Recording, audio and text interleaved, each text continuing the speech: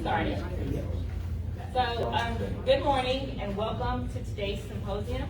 My name is Laura Webb and I'm the director of the Fair Chance Criminal Justice Project at the North Carolina Justice Center. The mission of the Justice Center is to eliminate poverty in North Carolina by ensuring that every household in our state has access to the resources, services, and fair treatment it needs to achieve economic security. Sorry, y'all, my voice is shaking. So the project that I direct is the Fair Chance Criminal Justice Project, and we partner with directly impacted people, advocacy organizations, and decision makers to change local and state policies to make the criminal legal system more fair from arrest to reentry. So this month, as you all know, is Second Chance Month, and during this month, we take time to reflect on and consider how we can use our resources to support the safe and successful reentry of people impacted by the criminal legal system. So we thought it was only fitting to have this event this month to come together to discuss how business leaders, lawmakers, and community members can work together to ensure a high-quality workforce by incorporating fair chance hiring policies and advocating for statewide second chance reforms. And we're talking about laws such as laws that expand criminal record expungement, end debt-based driver's license suspension, and regulate the use of mugshots. So first, I want to thank everyone who made this event possible today. Shout out to the members of the North Carolina Justice Center who worked overtime to make sure that we had all the resources that we needed here today in this room. And I want to thank the Athlete's Foot for agreeing to co-host this event with us today. Thank you. Also, we are incredibly grateful to our sponsors who contributed their financially in-kind contributions and their networks to making this event possible. So if you are here today and you're representing one of our sponsor organizations, actually wave your hand as I say your name. So thank you to Community Success Initiative. Thank you to Conservatives for Criminal Justice Reform. Thank you to Forward Justice. And thank you to Responsible Business Initiative for Justice. We are also incredibly grateful to the lawmakers and the business leaders who have demonstrated their dedication to unlocking opportunities by joining us today. If you are a lawmaker or a business leader, just wave your hand so that we can say thank you. Or maybe later. So after I finish, the next remarks that you will hear is from Shadi Dahir. He is a North Carolina franchisee for the Athlete's Foot, and then after that, you will meet our Master in Ceremony, Lauren Robbins. Thank you for your time.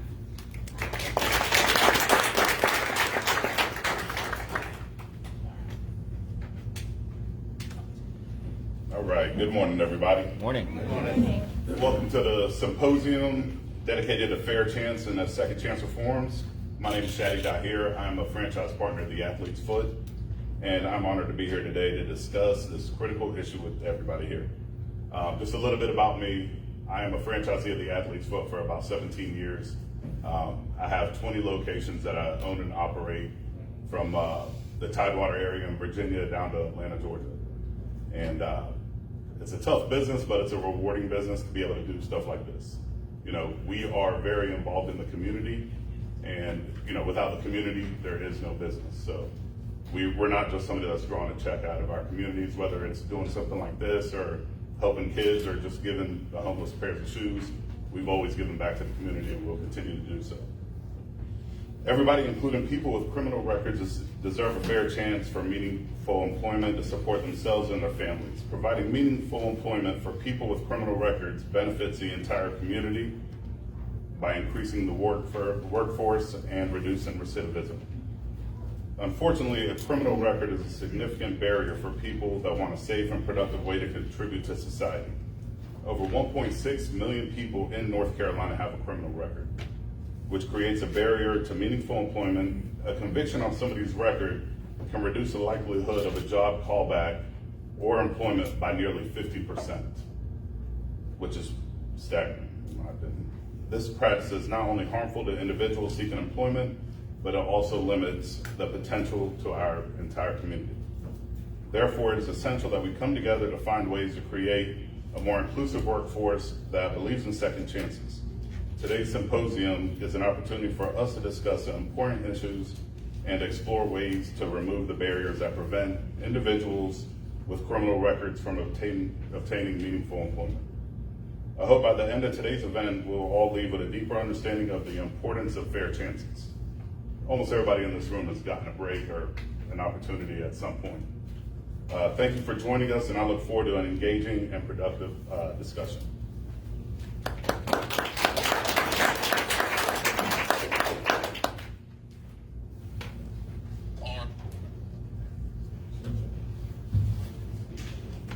Hello, good morning, everyone. Good morning. I am Lauren Robbins, and I'm going to be your Master of Ceremony. And welcome to this year's Unlocking Opportunities event.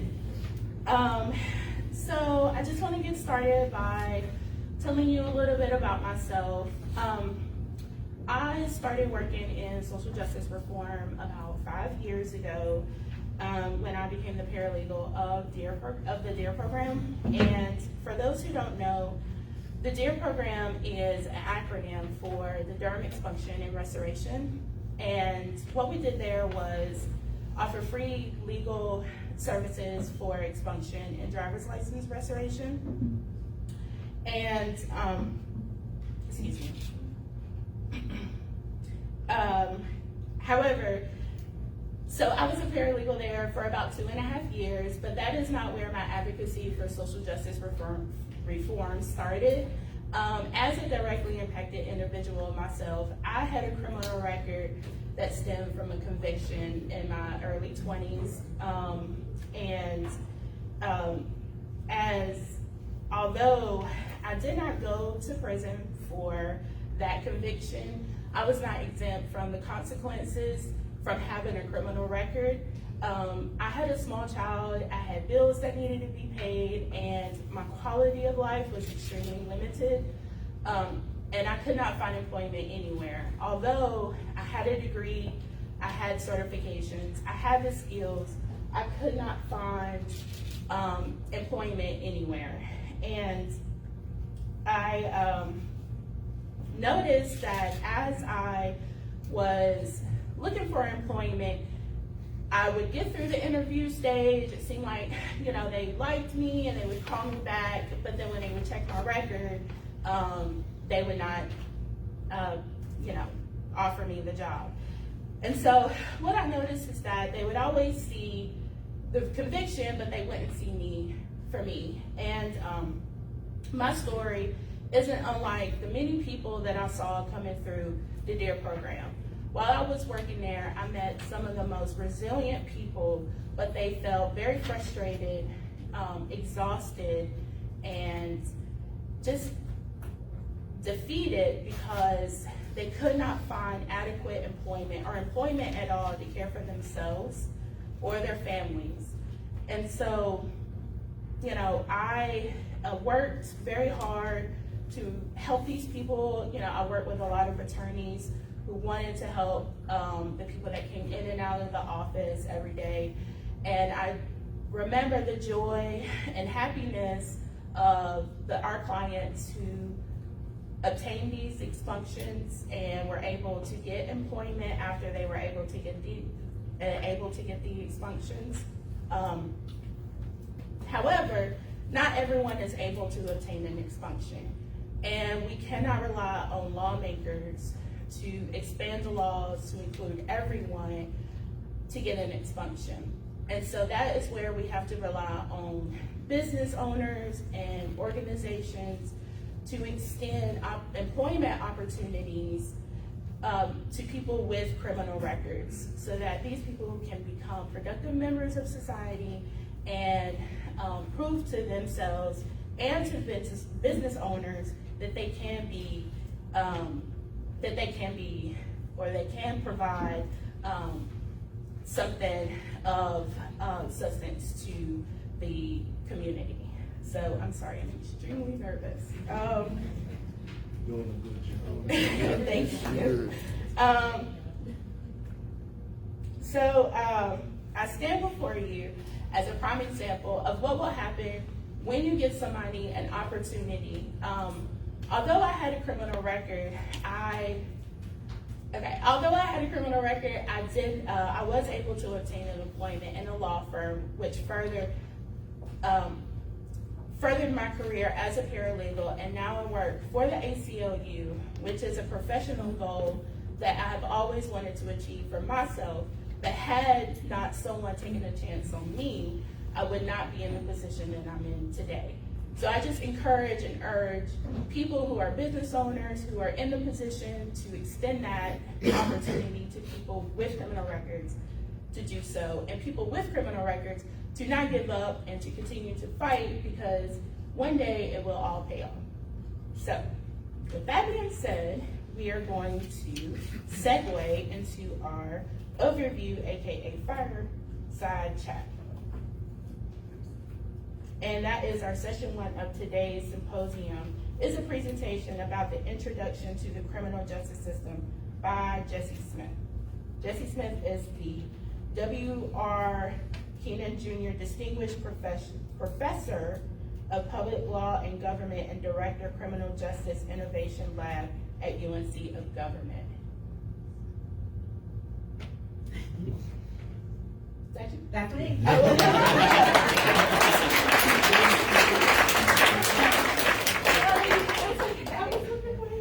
okay.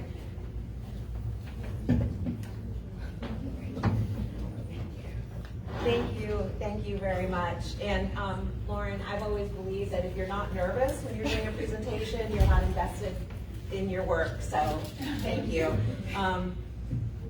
So I was asked to begin to talk about a few introductory points about the criminal justice system. I'm going to do it quickly, but here goes. When people think about second chance hiring, they often think, oh, I know what that is. That involves hiring people who have spent time in prison.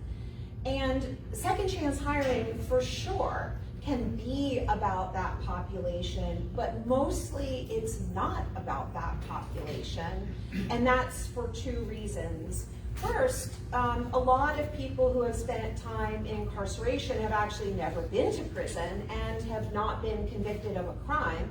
And second, many people who have a record have been convicted, have not gone to prison because they've been convicted of an offense that's not even eligible for a prison sentence. You just heard about Lauren's story. She had a record and never spent time behind bars. So let me explain, let's unpack this a little bit, because I do think it's important to really understand the population that's impacted by criminal records. 1.9 million. That is about how many people are behind bars every day in the United States. And about a quarter of those people have not actually been convicted of a crime. Here's a pie chart. We're looking nationally now. And you can see the biggest share, that sort of big piece of the pie down at the bottom, are people who are in state prisons. But that bar in the upper right-hand quadrant, that 547,000 people, those are people that are held in local jails. And we know, we do a lot of research with local jail data across North Carolina, and we know this nationally. Most people who are in jail have not been convicted of a crime. They are being held pre-trial, and they couldn't pay the bail that was imposed in their case. So even when someone is charged with a low-level offense in North Carolina, they often get a secured bond, like a money bond. It could be $500, $750, $1,000, $2,000. People with resources, like myself, could pay that bond and get out, but people who don't have those resources end up incarcerated pre-trial, people who are presumed innocent and who have not been convicted of a crime, even if they don't present a public safety risk, just because they don't have the resources to get out. So my first point, again, is that not everybody who has been incarcerated has even been convicted of a crime, and that's largely that pre-trial population. The next point that I made is that most people who have a record will never spend any time in prison. So let's unpack that a little bit. Here's another number for you, 1.3 million. This is about how many charges the state of North Carolina issues every year. 1.3 million criminal charges. Now keep in mind for a minute that our population is about 10 million, and a bunch of those are kids, and a bunch of those people are older people who we know statistically don't commit crime. That's how many charges we have every year. Now we're gonna take a little 30-second detour to go back to school. I promise you it's gonna be 30 seconds. Don't panic, don't panic. It's gonna be really super short. But this is important background. In North Carolina, we have two types of crimes. We have your misdemeanors. These are your lowest level of crimes. These are things like shoplifting, possessing a small amount of marijuana, and a boatload of traffic offenses, including administrative traffic offenses, like you failed to renew your registration on time, or a window tinting violation, and the like. We also have felonies. These are your more serious offenses. They're the ones you probably think about when you think about crime and violent crime, things like murder and robbery, burglary, and the like. But over the years, a lot of nonviolent conduct has been moved up into that felony category. So today in North Carolina, if you possess more than 1.5 ounces of marijuana, that is a felony offense, and that's important to understand. But that was it. That was the lesson. We're over. Now we're going to have a little question period. The 1.3 number, 1.3 million charges in North Carolina. What would your guess be of how many of those are those lower level misdemeanor charges? Some brave person take a guess. You're saying 900,000. I got 900,000 in the front. Anybody else have a guess? Million. You still have not gone high enough. 2.5. Oh, now you're getting warm. Okay, so here's some data. This is from our Measuring Justice dashboard. It's online. It's free to everyone. Just Google Criminal Justice Innovation Lab, Measuring Justice dashboard. Everything I'm going to present is on there. We have a ton of data. This is statewide data for 2021. 1.3 million was the total number of charges. That's over on the left here. Nearly 1.2 million of those charges were misdemeanors. And about 1 million of them were non-violent offenses. Now, there are some felonies in the system, and every one of those is serious. They have a victim, 143,000. But even within felonies, most of those are non-violent as well. So I often tell people that our criminal justice system is largely a non-violent misdemeanor system. There's the data. And there's nothing special about 2021. We have data going back years. It's the same every year in North Carolina. On the dashboard, we have it for every single one of North Carolina's 100 counties. This same pattern, the numbers are different from Mecklenburg versus Watauga County, but the same pattern repeats in every single one of North Carolina's 100 counties. So, what are the bulk of the offenses that make up that misdemeanor category? You can see this on our dashboard as well, but I'm going to give you a sneak peek. These are the 10 most commonly charged crimes in 2021. What? Every single one of them is a misdemeanor. Look at what tops the list. Speeding. Expired registration card attack. I almost had this one because I didn't get that notice about renewing my registration, and I was a month late, and I lived in fear I was going to get stopped and get charged with this one. DWLR, non-impaired. That's a situation where a person has had their license revoked not because they're a danger on the road, but because they couldn't pay their monetary obligations or they missed a court date in their criminal case. So people who are charged with these offenses, they're not going to prison, but they are going to have a criminal record, just like Laura explained to you in her introduction. So the key point when I talk to business leaders about this issue is that if they are excluding everyone who has a criminal record from their hiring pool, this is who they are excluding from their hiring pool. People charged with non-violent misdemeanor offenses, mostly people with traffic offenses. And understanding this can really change the way people, citizens, business owners, everybody thinks about our justice system and thinks about second chance hiring. The next thing you need to know is that we see racial differences throughout our criminal justice system. We see very large racial differences in arrests. Again, all of this data is on our dashboard, and it shows that when we're looking at the adult population who's in the justice system, it's about 22% Black, but yet 37% of warrantless arrests for those low-level misdemeanor offenses that we just looked at are of Black people. We also see racial differences in actual criminal charging. Again, Blacks make up about 22% of that adult population in the system, but account for about 40% of the criminal charges. So why does this matter, particularly in the second chance space? It matters because for employers that are looking to have a diverse workforce, if they are excluding people who have criminal charges or convictions because of the racial differences that we see, they are by default limiting the demographics of their hiring pool. And again, as we saw, most of those people have been charged with those lower level non-violent offenses. So here's where we are. Most people haven't been to prison. Most have low-level non-violent records, and there are racial differences in the system. And of course, as we heard in some of the introductory comments, some of the impacts are it makes it harder to get a job, they'll have lower median wages. We're not even talking about the host of other consequences like inability to get housing, serve in the military, get college financial aid, even get into college, secure social service. I mean, there's so many consequences, but in the employment context, these two things are really important. So, increasingly, particularly in the current environment where there's a lot of workforce pressure, employers are looking to this applicant pool for talent. And in fact, there's research that shows hiring people with a criminal records, they have longer tenure and lower turnover rates than other people. One of the handouts that I sent along to the organizer of this event is called Second Chance Hiring Facts and Figures, and it has some data points for you on that in there.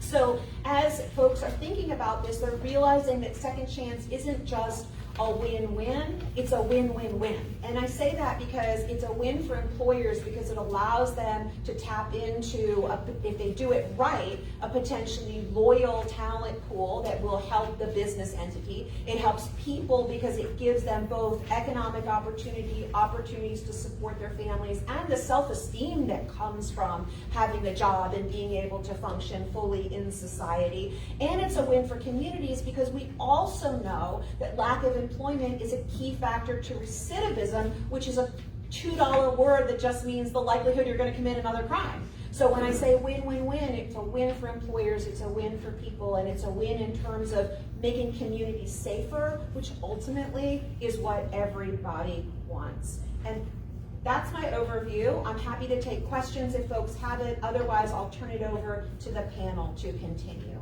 Does anybody have any questions?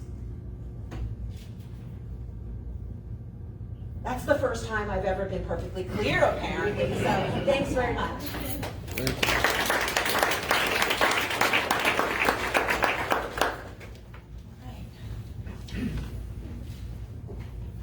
Thank you all. Good morning. I'm Christy Puckett-Williams, and we're getting ready to have our panel. And we'll be having a fireside chat with Patrick and Chuck, and I'm just going to briefly read their bios really quickly, and then once I read, you can come on up. So Chuck Manning Sr. is a justice-involved individual who spent a combined 6 years incarcerated, but is now committed to being a model for change. He started a popular catering business, Catering, after struggling to find employment due to his criminal history. His work exposed him to Durham County, which was developing programs to deter gang activity and gang violence. He was employed by Bull City United and then by the City of Durham's innovation team to design and launch programs for justice-involved individuals, including the Welcome Home Program, Transitional Jobs Program, and Driver's License Expungement and Restoration Program. Mr. Manning now directs the Welcome Home Program and runs Locked Up to Living Life Incorporated, a nonprofit serving the Triangle area with reentry, youth diversion, detention center, forensic peer support, and violence interruption. Come on up, Mr. Manning. Thank you for being here.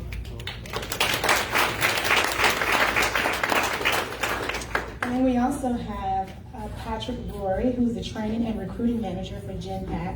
Patrick is from my town, Charlotte, North Carolina, and he is the Operations Engineering, Corporate Training, Corporate Recruiting, Human Resources Manager with GenPAC. He's been with GenPAC since early 2014. He previously spent 13 years working in healthcare, and he has consulted in training and leadership development for such companies as Kraft Foods, Atrium Health, Philip Morris, and Dean Foods. Thank you, Patrick, and come on up.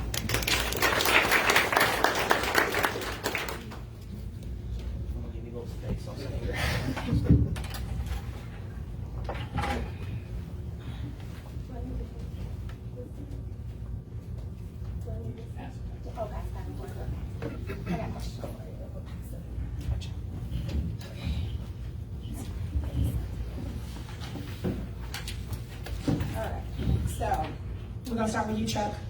Why does a second chance or a fair chance, what does that mean to you when it comes to employment opportunity, and why do you think it's important? I'm going to answer that question. First, I really want to say thank you, Jessica. That was a beautiful pie chart and information. In the United States of America, we have over 100 million individuals who have a record. That's more than Canada combined, the population of Canada. With this comes collateral consequence.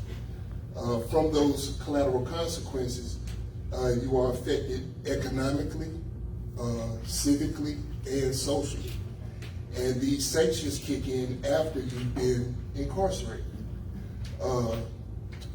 This holds you from employment, this holds you from health care, this holds you from a lot of the things that your average citizen has rights to.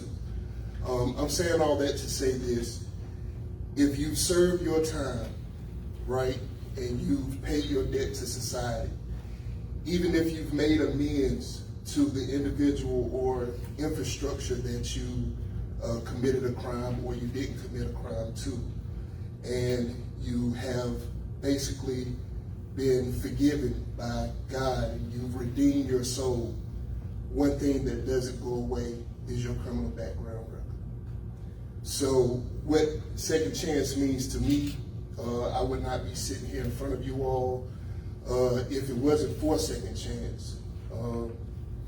I had, by the grace of God, been able to build out certain programs. I was an outreach worker and violence interrupter for Bull City United, and also I was an architect. I worked with the innovation team through Durham to build out 3 very successful programs. One of them, Miss Holland, Miss Lauren, she talked about. I was one of the architects who put together the DEAR program. I was the guinea pig. I worked for the city of Durham, and I was able to get my license back through that program while we were building it out.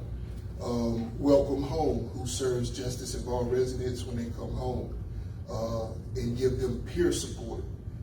Someone with lived experience working with the individual to get over those hurdles and make it and transition back into society. The other is transitional jobs.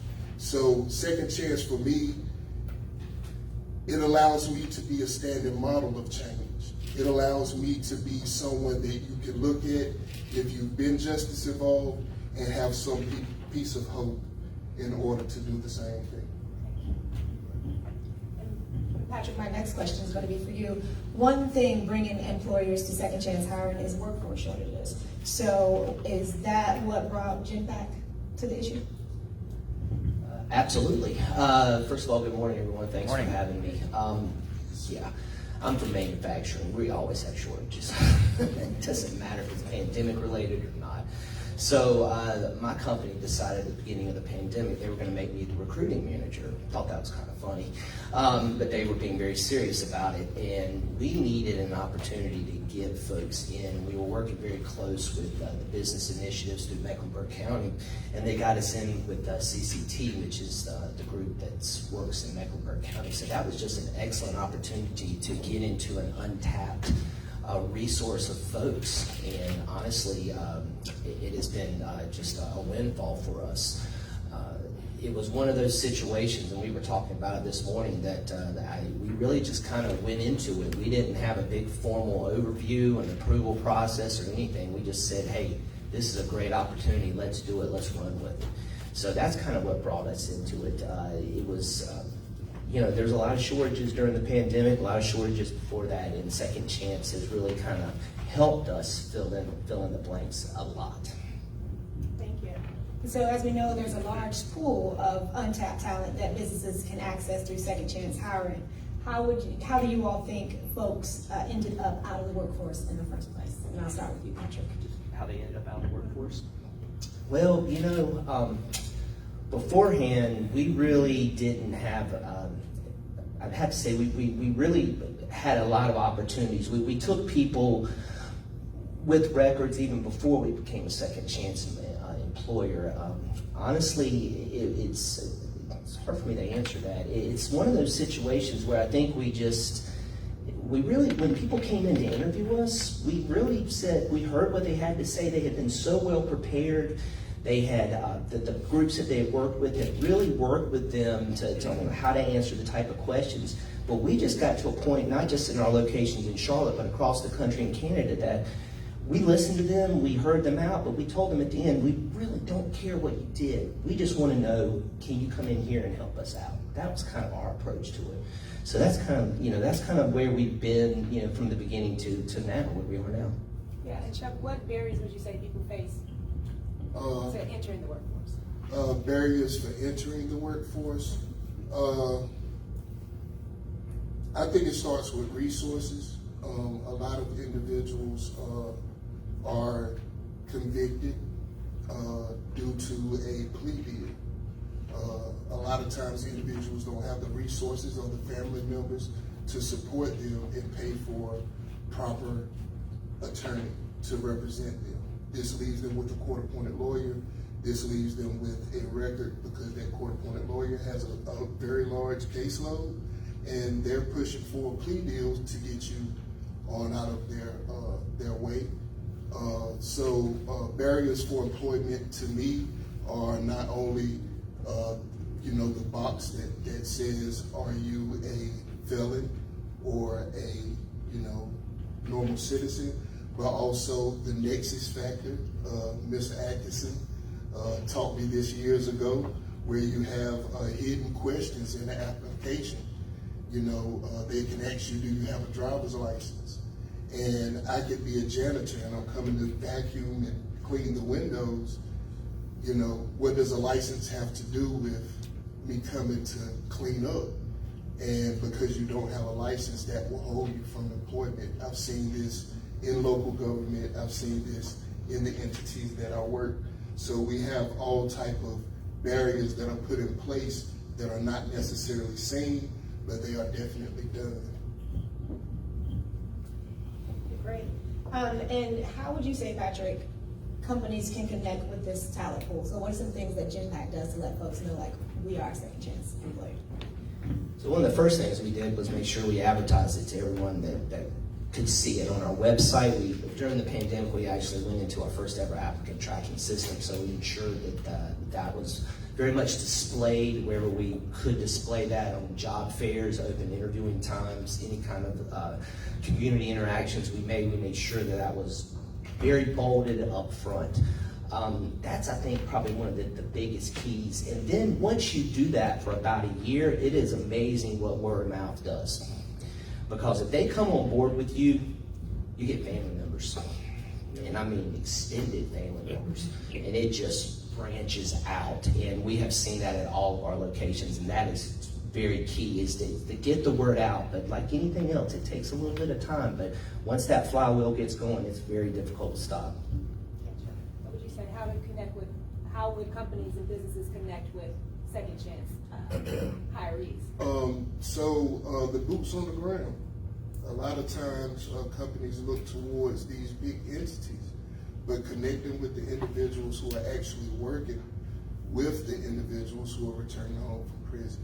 I've seen such a success, and it not only shows in the quantitative data, but also in the qualitative data, because you have individuals who will actually advocate for you who are just as involved themselves to get these positions. And also you have individuals who are just as involved like myself who build relationships with companies, with businesses, and we're able to vet individuals out so that we put the right people in the right place. That way your services are that you need are provided. I'm sorry, and we're working with, as I mentioned earlier, CCT Communities for Center Transition. Once you work with a group, they work with other groups, and you start getting phone calls from everybody. And it just, like I said, it is exponential, folks. Thank y'all for that. So now we're going to talk about questions that businesses have when it comes to second chance hiring. And we saw that in Jesse's presentation. We saw that there's a lot of crime, quote unquote, right? And we saw that violent crime is a little bit, right? It's not as much as we have been socialized to believe, right? Like most of the things that happen are traffic, misdemeanor, very minor. So when businesses are worried about risk associated with second chance hiring, with that in mind, that most of the people involved in the criminal legal system are not risky, what's your take? And we're going to start with you, Chuck. Okay. I would rather, I can answer that question, but I would like to answer it with success stories, if you don't mind. The first one would be myself. I mean, I had a violent crime that I was charged with, but I was never found guilty, and I was innocent, but it still shows up on my record. That's not fair necessarily, but at the same time, I applied myself and I did what I needed to do, and now I am an advocate for other individuals like myself. And in this work, I've also seen individuals come through our Welcome Home program, and one individual speaks out. He did 7 years for a minor association with the robbery. He actually wasn't even the person who did the robbery. He came home and he had a folder with all these certificates where he was a HVAC certified, where he had, brick masonry, carpentry. Like, he never spent a day in prison without trying to better himself. He came home, came through the Welcome Home program. We were able to connect him with the Transitional Jobs program, which employs people through the city of Durham, and now he works for General Services. And I had the director of General Services come to me and say, could you please bring me 10 to 20 more people just like him? Because his work is impeccable, and he's on time, and he does what he needs to do. The second individual, which is an individual who was charged with a sex offense. And this individual, I was partnered with a great company, Boss Services. And Mr. Randy Boss, he trusted me. He allowed me to vet people out, and I advocated for this individual. He got the job, and needless to say, he moved up rank, and he is now a supervisor. And he supervises 10 individuals. Mr. Randy Boss approached me and he said the exact same thing. If you could bring me 10 to 20 more people just like this, my company could thrive. So we can't necessarily look at the charge because we don't know the individual. I was at the reentry conference in Charlotte, and the sheriff said something that was so powerful. We have to stop looking at individuals like bodies and start looking at individuals like people. Because once we start looking at people like bodies, the only thing that we're going off is the black and white criminal background check that we're looking at, and we're not looking at the individual. When you get the background screening, there's 3 to 4 sentences, but out of those 3 to 4 sentences is a big story, is a different story. And once you sit and listen to these folks and hear what the story is, you realize that 3 to 4 sentences that showed up on the background screening absolutely does not speak to the person that's sitting in front of you. So what is the risk? The risk is, for us at Genpact, the exact same risk you have of bringing somebody in that has a completely clean record with nothing on there. It's the exact same thing. Well, do you lose the people? We lose them as much as we lose anybody, honestly. And what I love to say is we usually lose them to better jobs, and we're all for that 100%. But to Chuck, correct? Right. To Chuck's point, we've had so many success stories where people have come on board with us. In fact, we were just talking about one before this started, where a gentleman came in. He came in as a packaging associate, which is makes about $18 an hour, and now he's working in our pilot plant with research and development. So he's risen up, and of course he's brought family members along as well. So the risk is associated, and that is the number one question I always get from other employers that want to talk to us. There's no more risk associated than you would with a person coming in that has absolutely nothing on the record. The risk is exactly the same, which in most cases is not a risk at all. Well, thank y'all for sharing that. We now have time to take a couple of questions from the audience, if anyone has any questions. Okay. So at your company, do you have different levels? Like, is everybody second chance screening, like all the positions, or is it certain positions? No, we look, to Chuck's point, we look at their experience level. Some of these folks were machine operators or had experience with that, so we're going to bring them in as a machine operator right off the bat. So no, we don't look at that at the levels whatsoever. We don't bring them in immediately at one position. We take a look at what their experience level is, and we go from there. As far as the second chance, I meant to say this earlier on, we don't really even look at it like that. We just said, something happened in your life, and we're going back to that point right before that happened, and we're going to start from there. So if you were the HVAC, or you were the machine operator, or you were the forklift operator, we're going to start you at that point right there, which is even better because the higher up we can take you on the pay scale, the greater chance you're going to hang out with us for a little while. We have time for one more question. Anyone else have a question? I just have a question. After employment, and if you do hire people that are seeking second services, are there opportunities offered through your company after they are employed for things that they might need?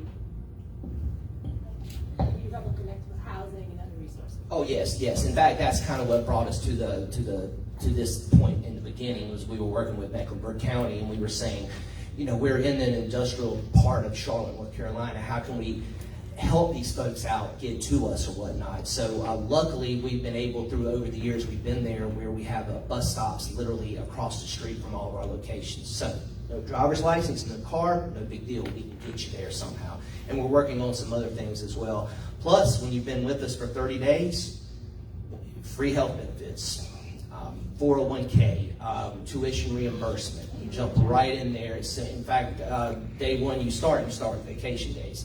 So guys, we are, and I tell them this, is I'm really interviewing you. I'm trying to make sure you come to work for us and not someone else.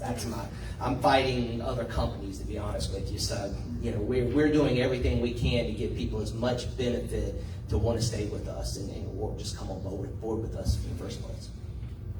Thank y'all both so much for all of your insight. I want everyone who's in the audience to take out this paper that is in your packet. It is called, it says Second Chance Lobby Day. And on Second Chance Lobby Day is on May 2nd. It's here in Raleigh, down at the General Assembly.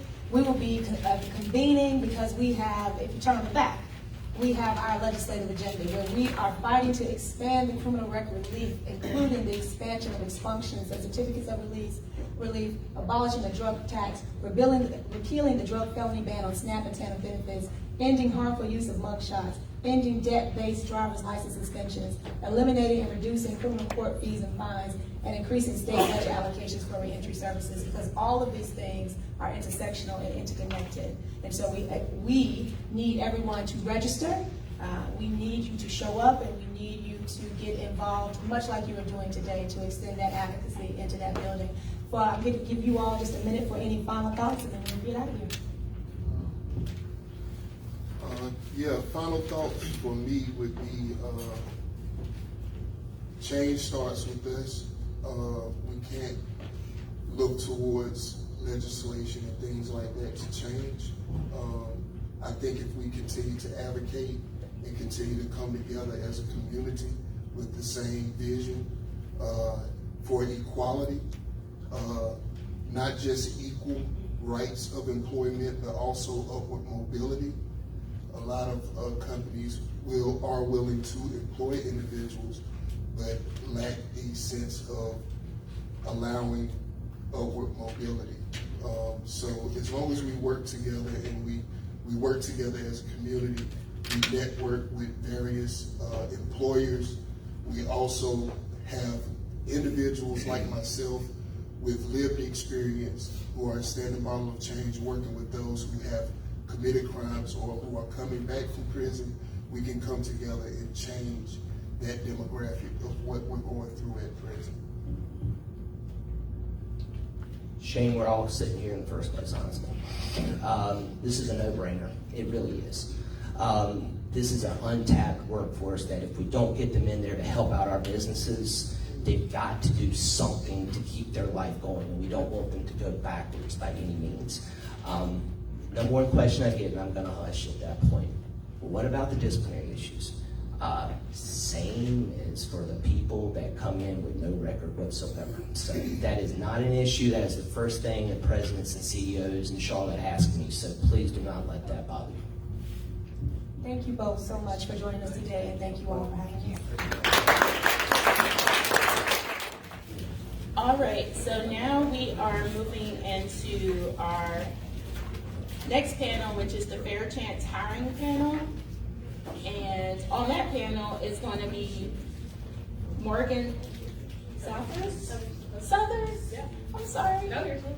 With Responsible Business Initiative for Justice. Andrew Berger Gross with NC Department of Commerce. Ronetta Copeland with the City of Asheville. Shea Sorver, I'm sorry. With Flagger Force, and Shadi Dahir with the Athletes Fund. If you guys could please join the panel.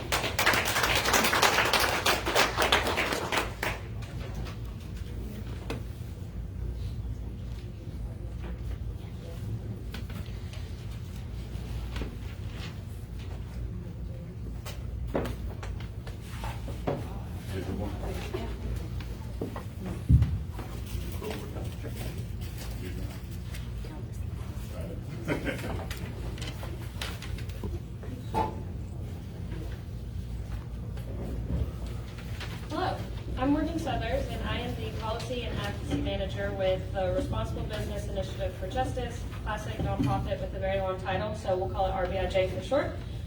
We are an international nonprofit that works with companies to champion fairness, equality, and effectiveness across systems of incarceration and to advance economic mobility and opportunity for system-impacted individuals. We engage businesses to use their influence, resources, and leverage to create meaningful and measurable change in consultation with community and campaign organizations on the ground like the North Carolina Justice Center. At RBLJ, we believe that no constituency is more important to lawmakers than the business community. We know and have seen that you can make a difference in campaigns when they are at a tipping point. That's why we bring the business community to the table to engage in a suite of issues around workforce and justice, issues like extreme sentencing, bail reform, and the topics of today's conversation, clean slate and second chance hiring. So to start, I want to turn it over to Andrew Berger Gross, Senior Economist with the North Carolina Department of Commerce, to talk about the economic impacts of reentry and the need for quality employment opportunities for justice for all people. So I'll just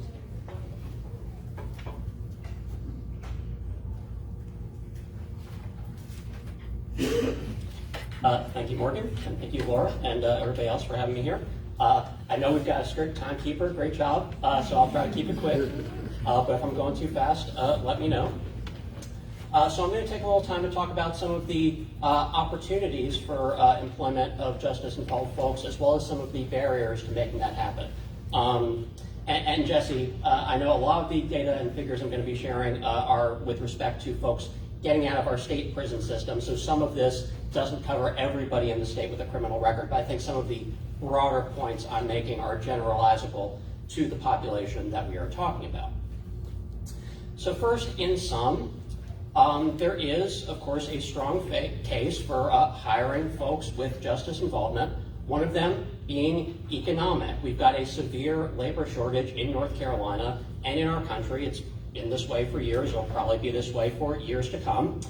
This prevents businesses from reaching their full potential. It prevents our economy from reaching its full potential.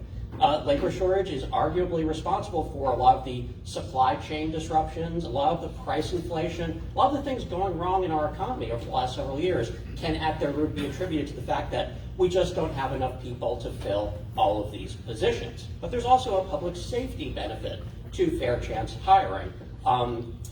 A lot of research has shown that access to work, in particular gainful employment, high quality work, is a very good deterrent against criminal offending. It can help keep folks out of the criminal justice system. So there's lots of opportunities right now for making this happen. A lot of open jobs in our economy, a lot of opportunities to get folks who are justice involved to fill these jobs.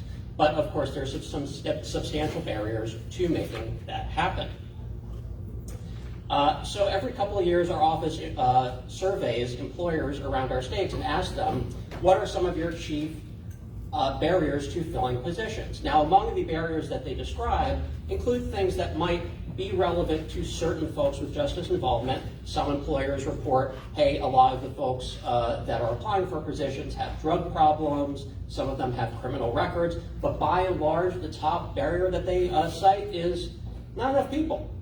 Not enough applicants, not enough warm bodies to fill these positions. And this isn't just a problem right now, it's probably going to be a problem into the future. So demographic projections indicate that our population is going to continue to get older. It's going to continue to age into that age 65 plus retirement age. Moreover, the growth of our population, which has been slowing for decades, is going to continue slowing in decades to come. So slower growth in our labor force. We keep talking about jobs of the future, bringing jobs to North Carolina.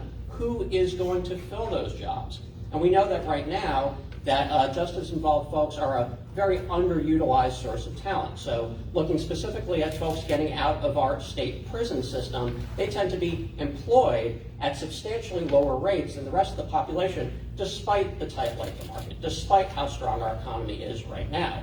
And for those who are lucky enough to find work, they are making miserably low wages, only a median of around $7,000, $8,000 per year, which is well below the statewide median earnings of $35,000, nothing approaching a living wage, let alone a poverty level wage. So these facts are what inspired our office to work in partnership with the State Department of Adult Correction using data from our Common Follow-Up System, which is a repository of data that we manage in partnership with DAC and other state agencies to ask, can a paycheck, can a good paying job be a pathway out of prison?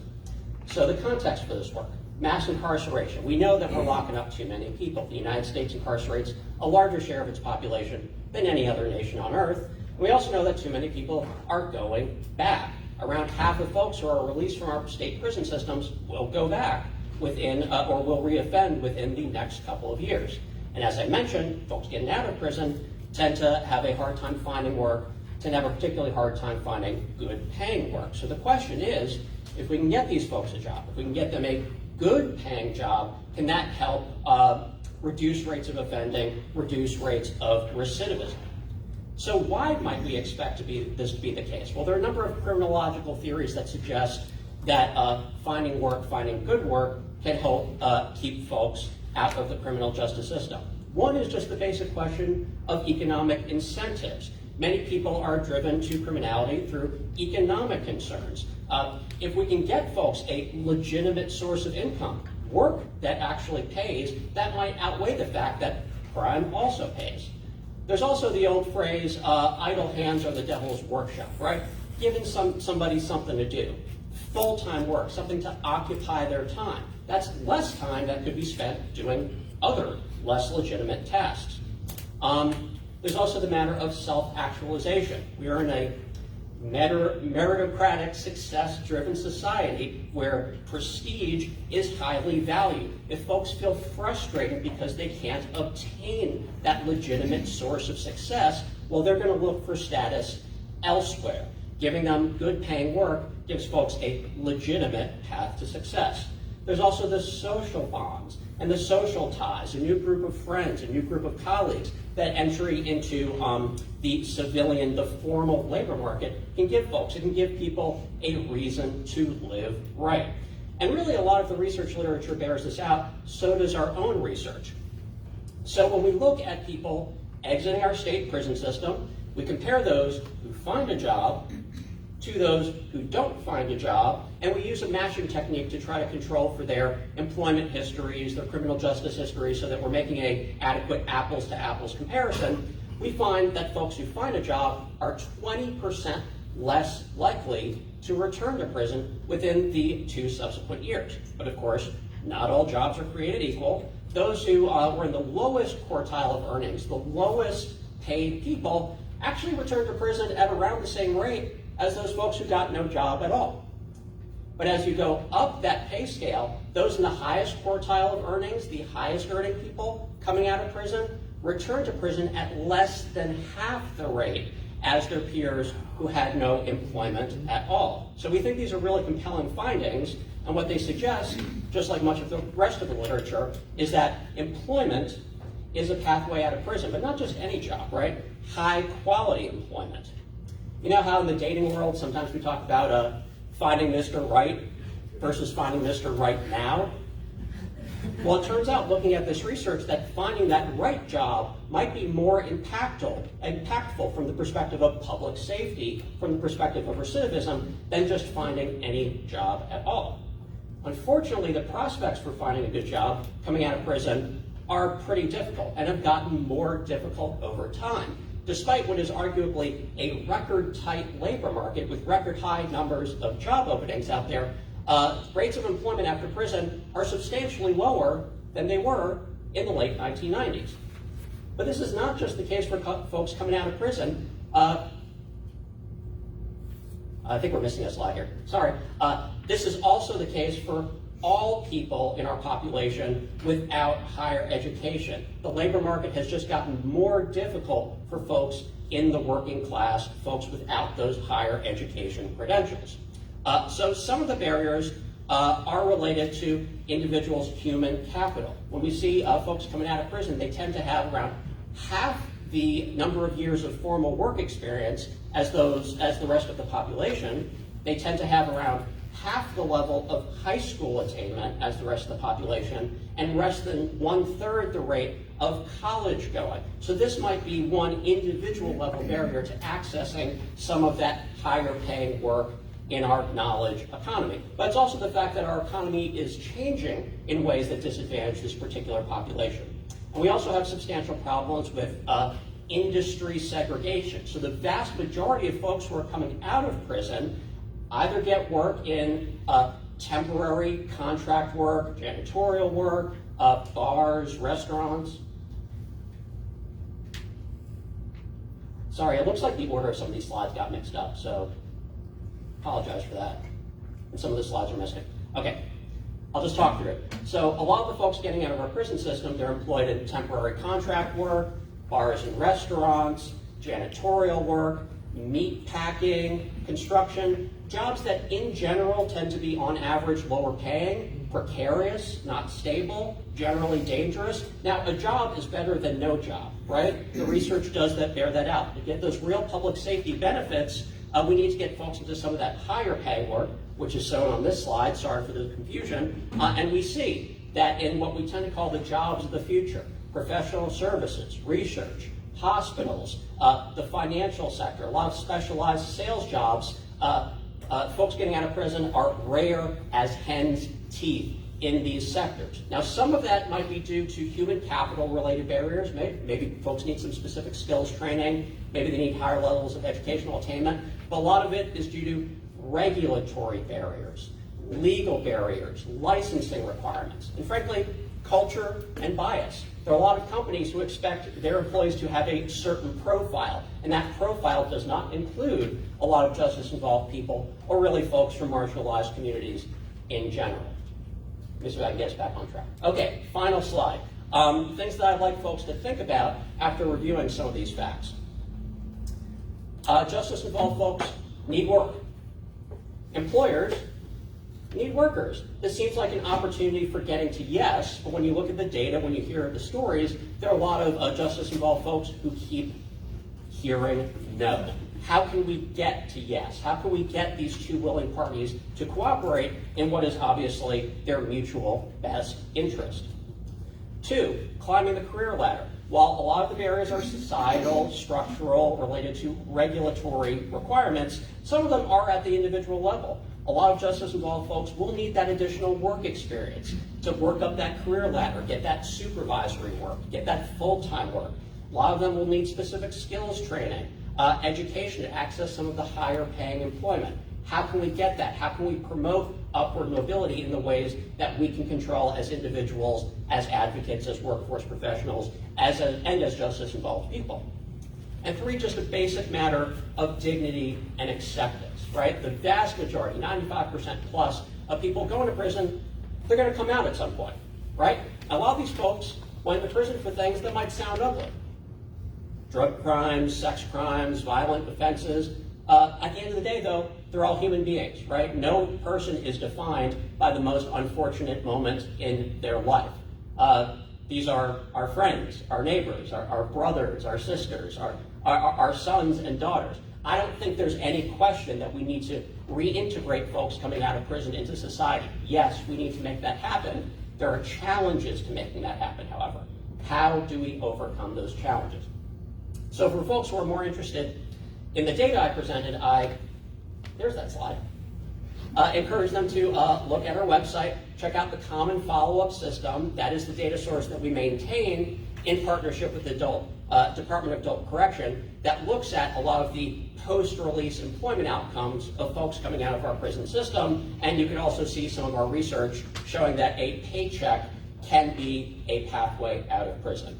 Sorry for the slip-ups. Thank you for your time and patience, and I'm looking forward to the discussion.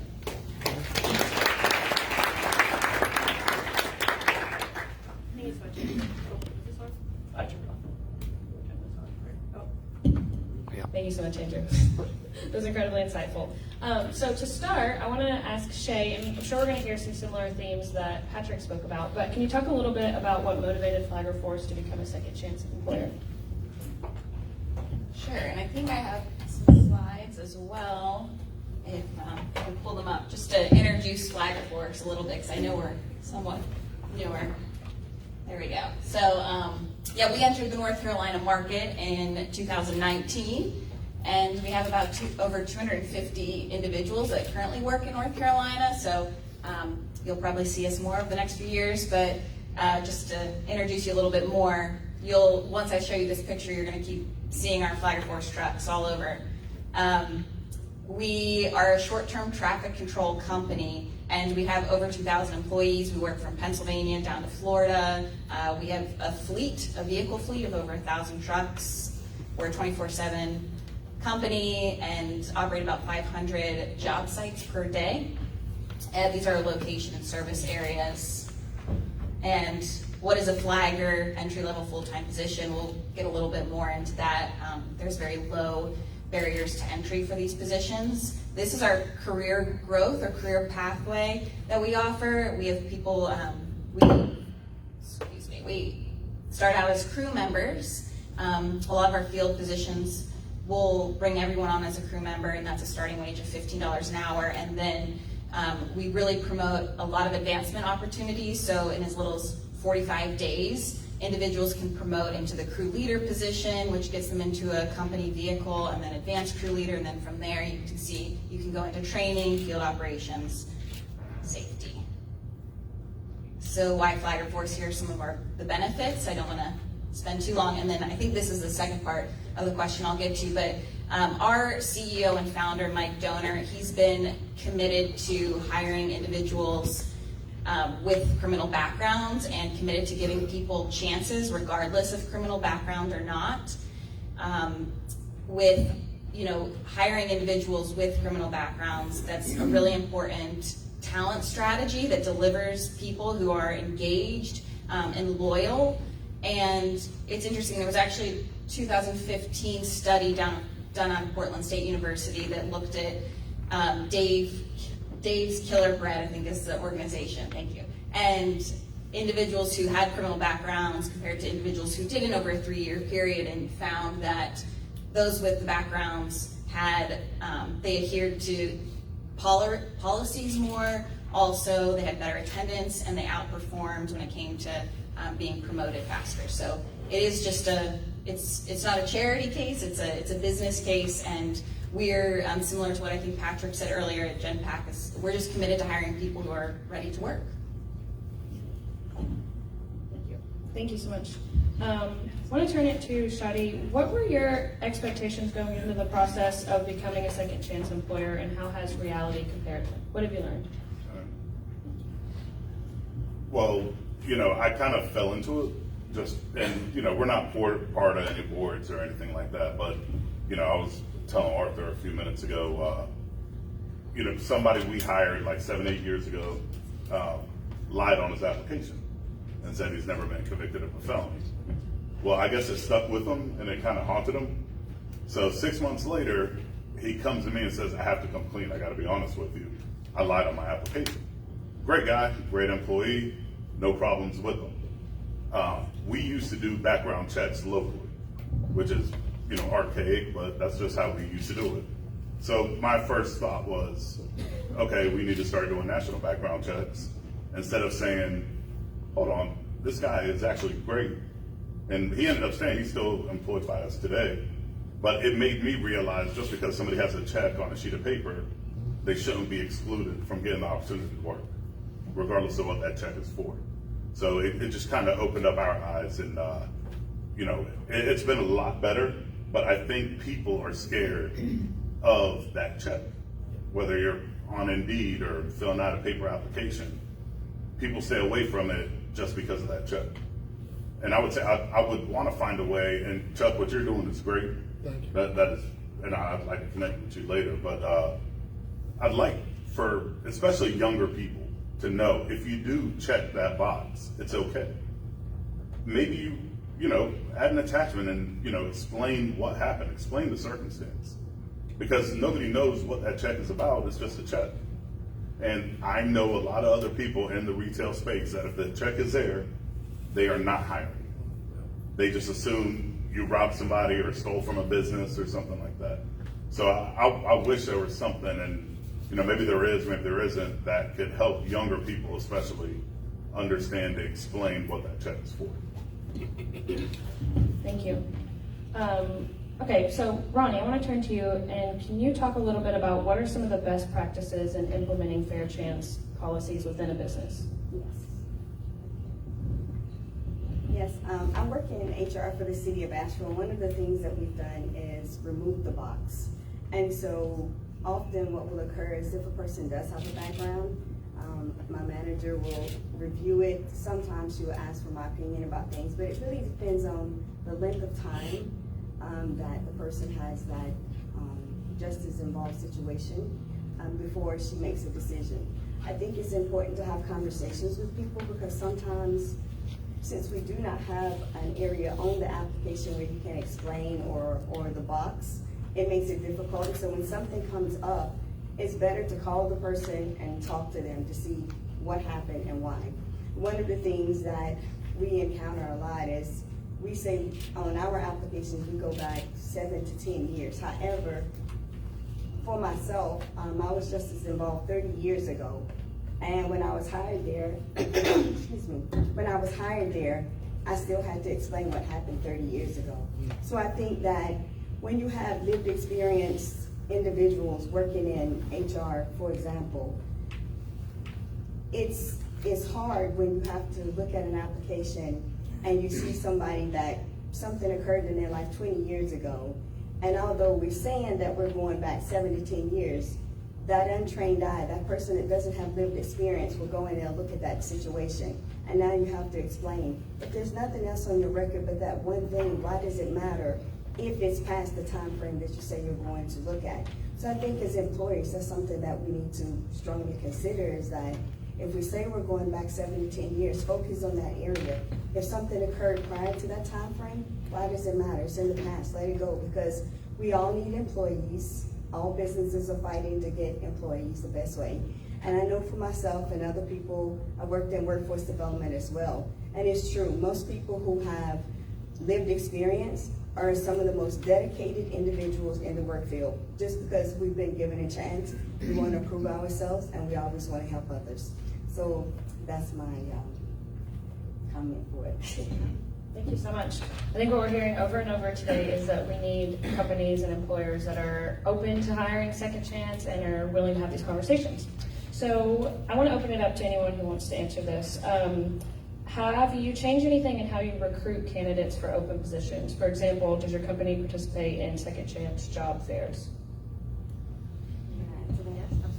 And yeah, more than one of you. I'm going to 2 next week, so I'll be down here for Yeah, so we've started having job fairs and in the areas where it's marginalized individuals.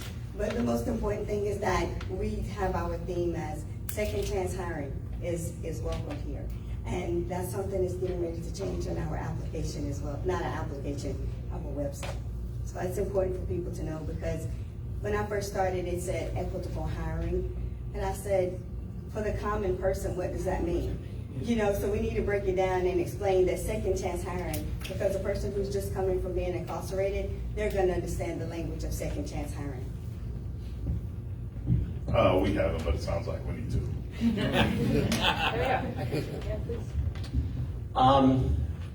So I'm pretty sure Governor Cooper some years ago signed an order banning the box for state government employment, at least at the initial stage of the interview process. So that at least maybe gets rid of one barrier, but it's not the whole story, right? As I mentioned in my presentation, for a lot of our higher paying, more secure positions, there's still the question of, can we get a lot of these folks coming out of our prison system or justice involved qualified to accept this work? Moreover, as I'm sure Jessica is aware of and some other folks, there's some research showing that ban the box legislation can have some pernicious effects on racial discrimination, right? There are a lot of employers who have in their mind, oh, a black candidate is more likely to be a criminal offender. So if they don't have the opportunity to do that background check, they're actually less likely to hire the black candidate than they are the white candidate than they were otherwise. So I think this gets to the point of, at the end of the day, it's about changing hearts, it's about changing minds, it's about changing culture, it's about changing perspective. No one piece of legislation, no one recruiting method is going to get rid of this knotty problem. It's multidimensional, and we have to think about all possible solutions when having these discussions. Thank you. And again, I want to open it up to any of you all, but what advice would you give to companies in approaching talent development and mobility for justice-involved individuals and ensuring there are opportunities for growth? Well, I would just say you got to be fair. You know, I'm not part of one of these huge companies. I'm a down and dirty retailer. I started, in gas stations and worked my way up. And it's always been the mentality of, oh, hire this person because you can pay them less. And that has to end. I mean, basically it's clear you're going to start out at this amount of money, no matter what your background is.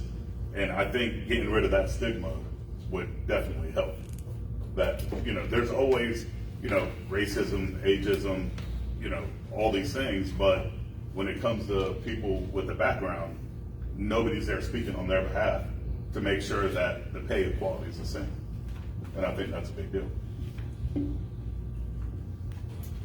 I'll add, I think, to identifying, I know a lot of state governments are doing this, like Governor Shapiro in Pennsylvania just did too, to really evaluate job descriptions and identify minimum requirements necessary to complete the job functions. A lot of companies do use configured automated recruiting systems.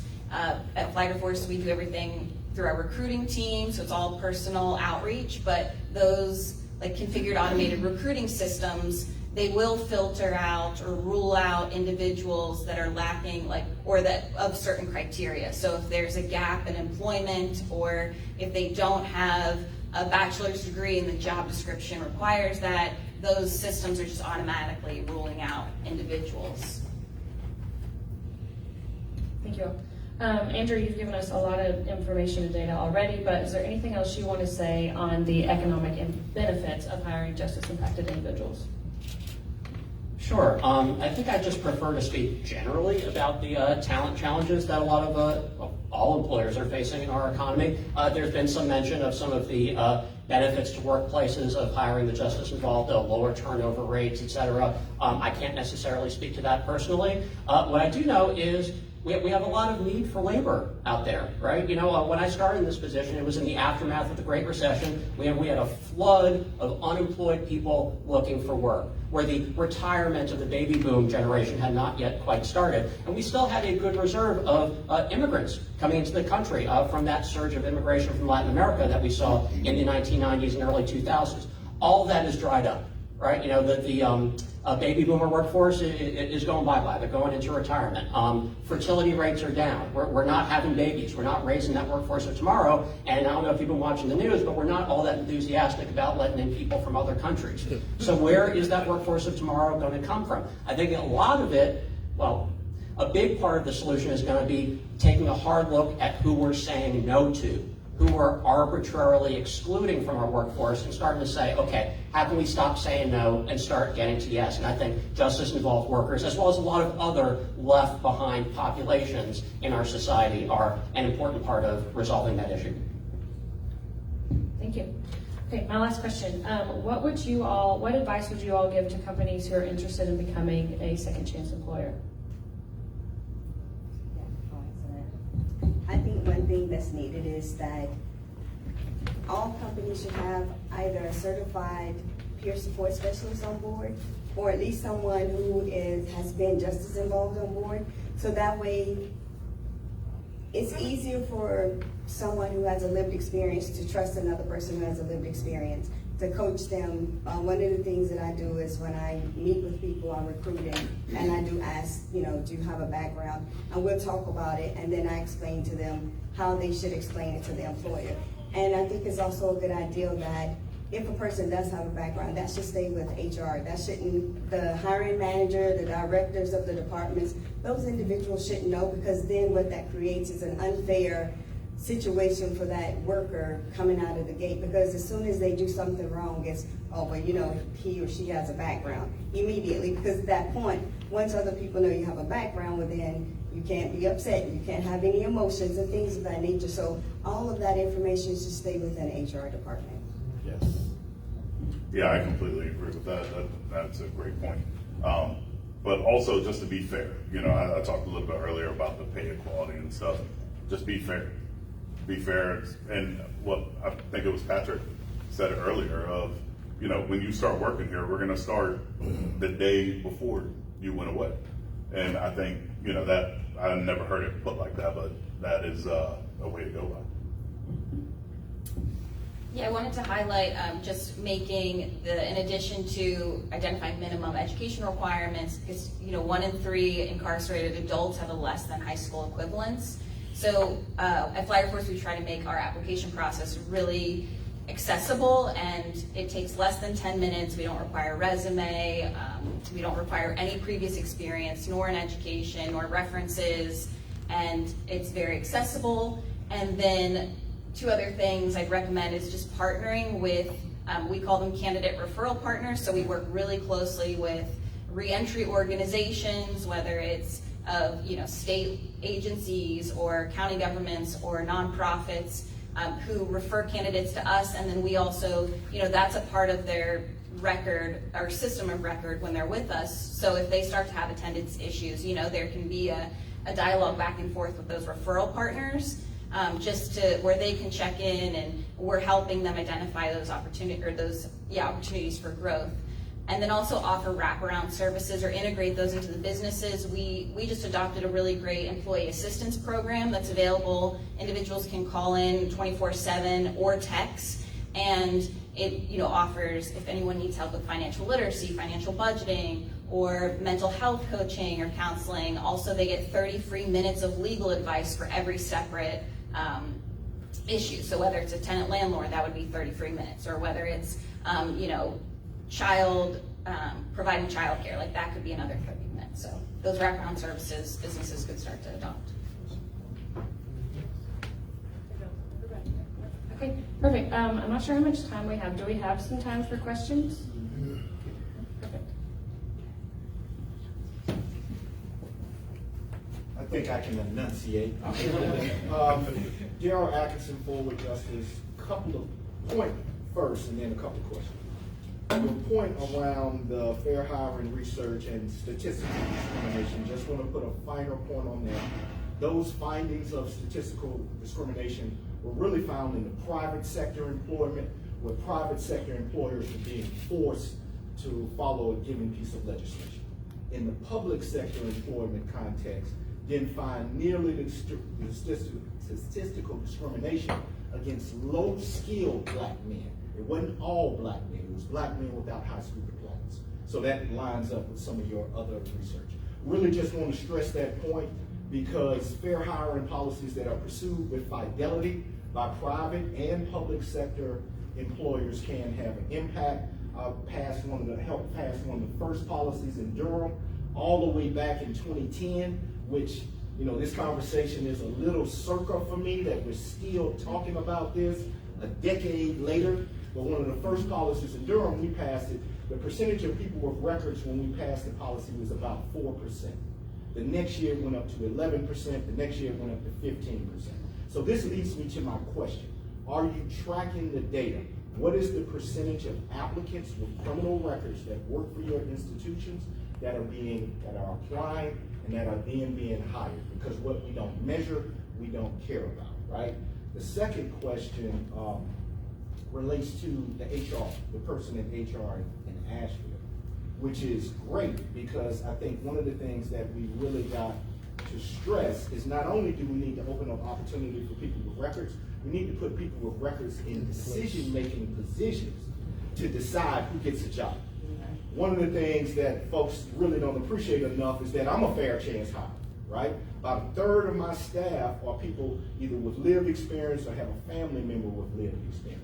People with records hire other people with records. So if you want to improve these outcomes, right, these folks need to be in HR positions. Their entrepreneurial activities need to be supported because they're going to hire their own people. That way we don't have to go and ask folks who might not necessarily have our best interest in mind to give us a job. So going back to the question, what is your data? What's the percentage of people with records at your institutions who have jobs? That includes the state, because Governor Cooper passed banned about it. What are the outcomes related to that? I'll answer that from my employer's perspective. I asked that question 2 months ago. We have no data. So I just had a meeting 3 weeks ago or so with IT, and that is something that they're going to start tracking because we need to have that data. And so they just said they find that it was important to keep up with.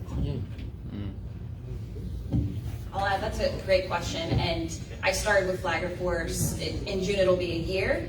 And before I had come on board, we did have a workforce development program where we tracked so candidates that either didn't have a driver's license or didn't have access to a reliable vehicle. That you'll see those 2 questions on the first page of the application.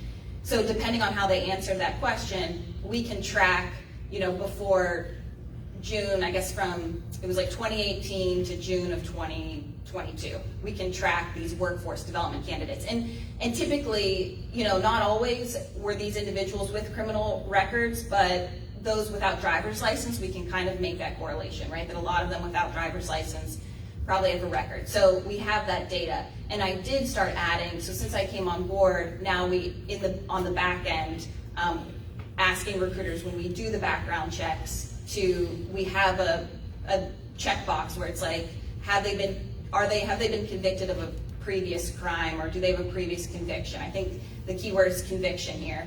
And it's either no, yes felony, or yes misdemeanor, so we can put statistics because yes, Flagger Force, we know is a fair chance employer. We know we hire a lot of people just from those stories and when we talk to a lot of our employees, but we didn't have the data behind it. So I am really excited to start going back and we're at a size now where we can start to look back at our employees and maybe put the data in now in addition to moving forward. And then something else I want to touch on is I did want to just bring up a background. This is one from North Carolina, but then I think the one from PA offers a better example. And a lot of people have touched on this. I had never seen an actual record before I started. with a private company, and it's just an example of, some don't even have sentence types or dispositions. So when someone in HR who doesn't have a lived experience, or maybe who's never seen a record, it's overwhelming to see this. And it's not necessarily that they were convicted of a crime, or maybe maybe no one was actually guilty, but they had a guilty plea, and that would be, under disposition. So it does, I think, I'll echo that it would be really important, just somebody that's had that experience to be reviewing. One of the ways to mitigate against the error proneness of these records is to get them from official sources rather than third-party vendors who don't have as much of an incentive to clean up their records. So as someone who's done a ton of expungements for people, right, clearing up their legal criminal record, that our statutes apply to official sources, right? Our AOC sells those records to third-party companies, LexisNexis, whoever, right? That's who the majority of our businesses are doing their background checks with. And as a result, some of the times the background will be full of errors. It'll be stuff that I've expunged that's still coming up on someone's private record. So one thing that an employer can do to mitigate that is to try to get the record from the most official source that's going to be the most accurate. I liken it to any kind of consumer product that you were going to buy. Would you want to buy a can of peas that was infected with botulism because it was infected with errors? No, that's a consumer product. We're buying consumer records that are infected with errors. So as a result, employers can stop doing that and get their records from more official sources that are going to be more accurate. Is there a barrier to that, like at the time that it takes to get it from the Money. Buy from AOC. Yeah, I think. Money. Yeah. No, I just wanted to kind of piggyback off of what you were saying. To piggyback off of what you were saying, to piggyback off of what you were saying, Mr. Atkinson, I have a certificate of relief, which is not an expungement. Thank you, Laura. She helped work on that through the DEAR program. And like I said, I was a guinea pig, so a lot of the things that I benefited from were from, helping out designing that program. But to this day, to what Mr. Atkinson is saying, even the charges that were dismissed that I was found not guilty, they still show up on my record. Even though I have a certificate of relief that's signed by the judge of Durham, North Carolina, those charges still show up on my record. And I think we do need a reliable source to get the exact implementation of charges and what they represent, because the slide that you just showed just simply says simple assault, 6 months, 12 months. There's no information there. You're just saying this is what happened, this is what time you got, and that's it. If you're looking at that from an employee's point of view, you're not going to employ anyone. But if go back to the slide, Chuck. Go back to that slide. Yeah. So that's the same simple assault. Five times. Yeah. And the nolo contendere, I think that's not necessarily that they've been found guilty either of it. I think it's, I don't know, maybe Professor Smith can, okay. You wanted to speak on this? I just wanted to add to your point and to Mr. Atkinson's point. I think it would be good to also track the data on individuals who simply had charges as well. So that way, you can build it based on, going forward, because as one of the previous speakers mentioned, a lot of people have charges, and that's a barrier to employment as well. So if you could track that data, I think it would kind of help for future research purposes. I have a question as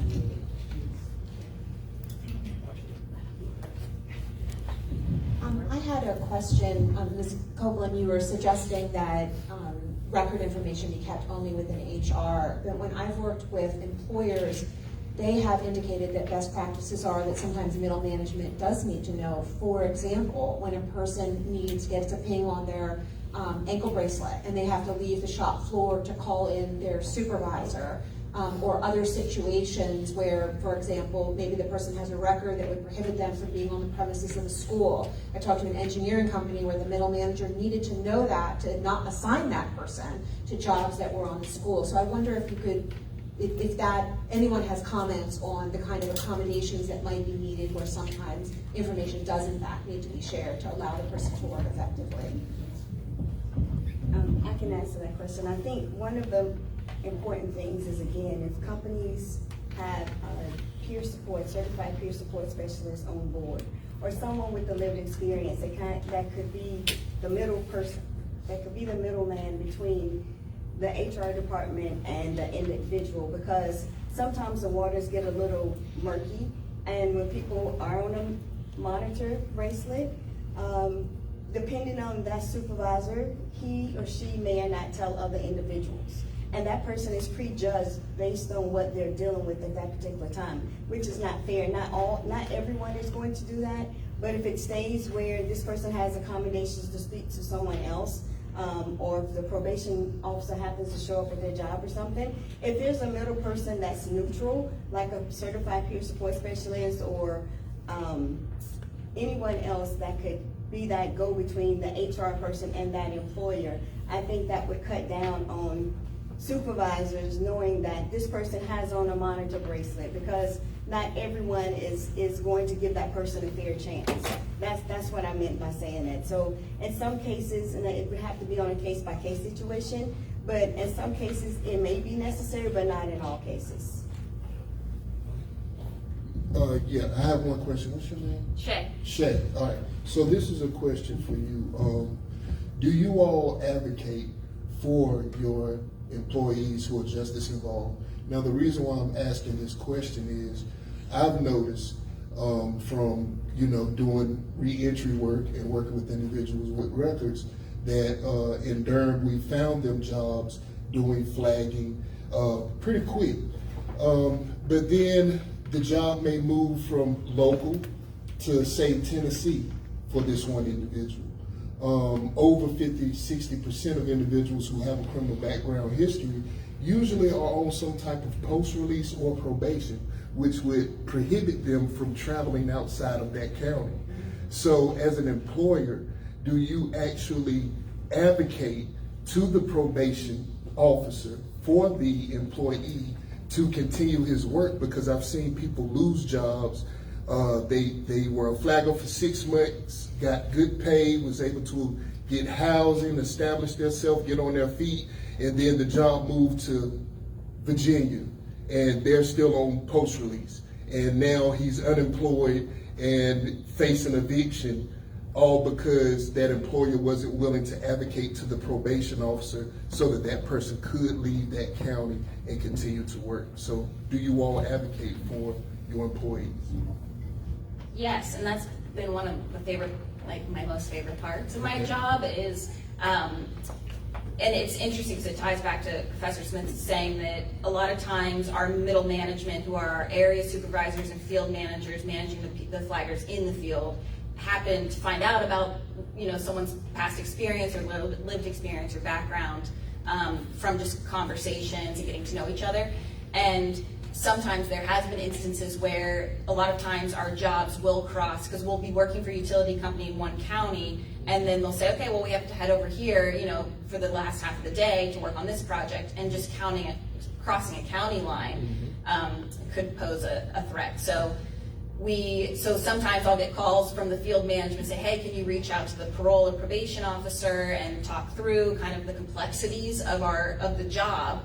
And oftentimes that does really help. And also where I'll kind of proactively work with transitional housing units to communicate the complexities of the job, because flagging we have a large fleet, which is nice because we pair people who are in a company vehicle with individuals that maybe don't have a driver's license or vehicle at the moment. So they're paired together, they offer rides to those individuals,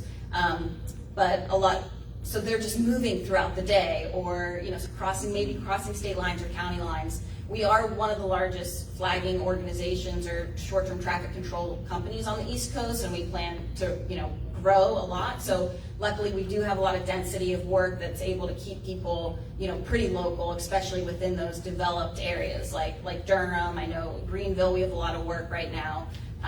So luckily, hopefully people won't have to travel as much. But yes, we are doing that in addition to doing kind of state and federal advocacy around like RBIJs, work towards expanding clean slate, adopting clean slate laws. So yeah, thank you for that. Thank you. Do we have time for one more question? Okay, yeah, okay. Already set up. Hey there, good afternoon. My name is Deborah Dolan. I work with World Care of North Carolina. I had a quick question. I know legislatively, I've been in front of the legislators before. I think that may be the avenue to go through to hopefully get some things passed. I'm glad to see Governor Cooper do what he did. I think the lobbying day is going to be a great opportunity to try to really push this forward. What I did want to mention, and just as a means of awareness, I know that we had our state auditor who had a traffic violation, right? And I'm assuming that's I don't know if she's been charged yet or what she's been charged. Okay, so it's a misdemeanor maybe, whatever it is. My point is, I wonder if she would be interested in being a champion for this cause to say, I made a mistake. This is a second chance for us to give other folks a second chance. I don't know. I'm just simply, it might be an opportunity to get a champion in front of folks, especially legislatively, that are aware to say, hey, I made a mistake. I'm a public official. I made a mistake. Again, please, I'm not trying to start any trouble. I'm just making a statement, awareness statement. Maybe she would be, maybe she wouldn't be, I don't know, but that would be a great opportunity to say, I made a mistake. I'm here. I'm asking my peers. I'm asking the community. I'm asking the other folks here. You made a mistake. You made a mistake.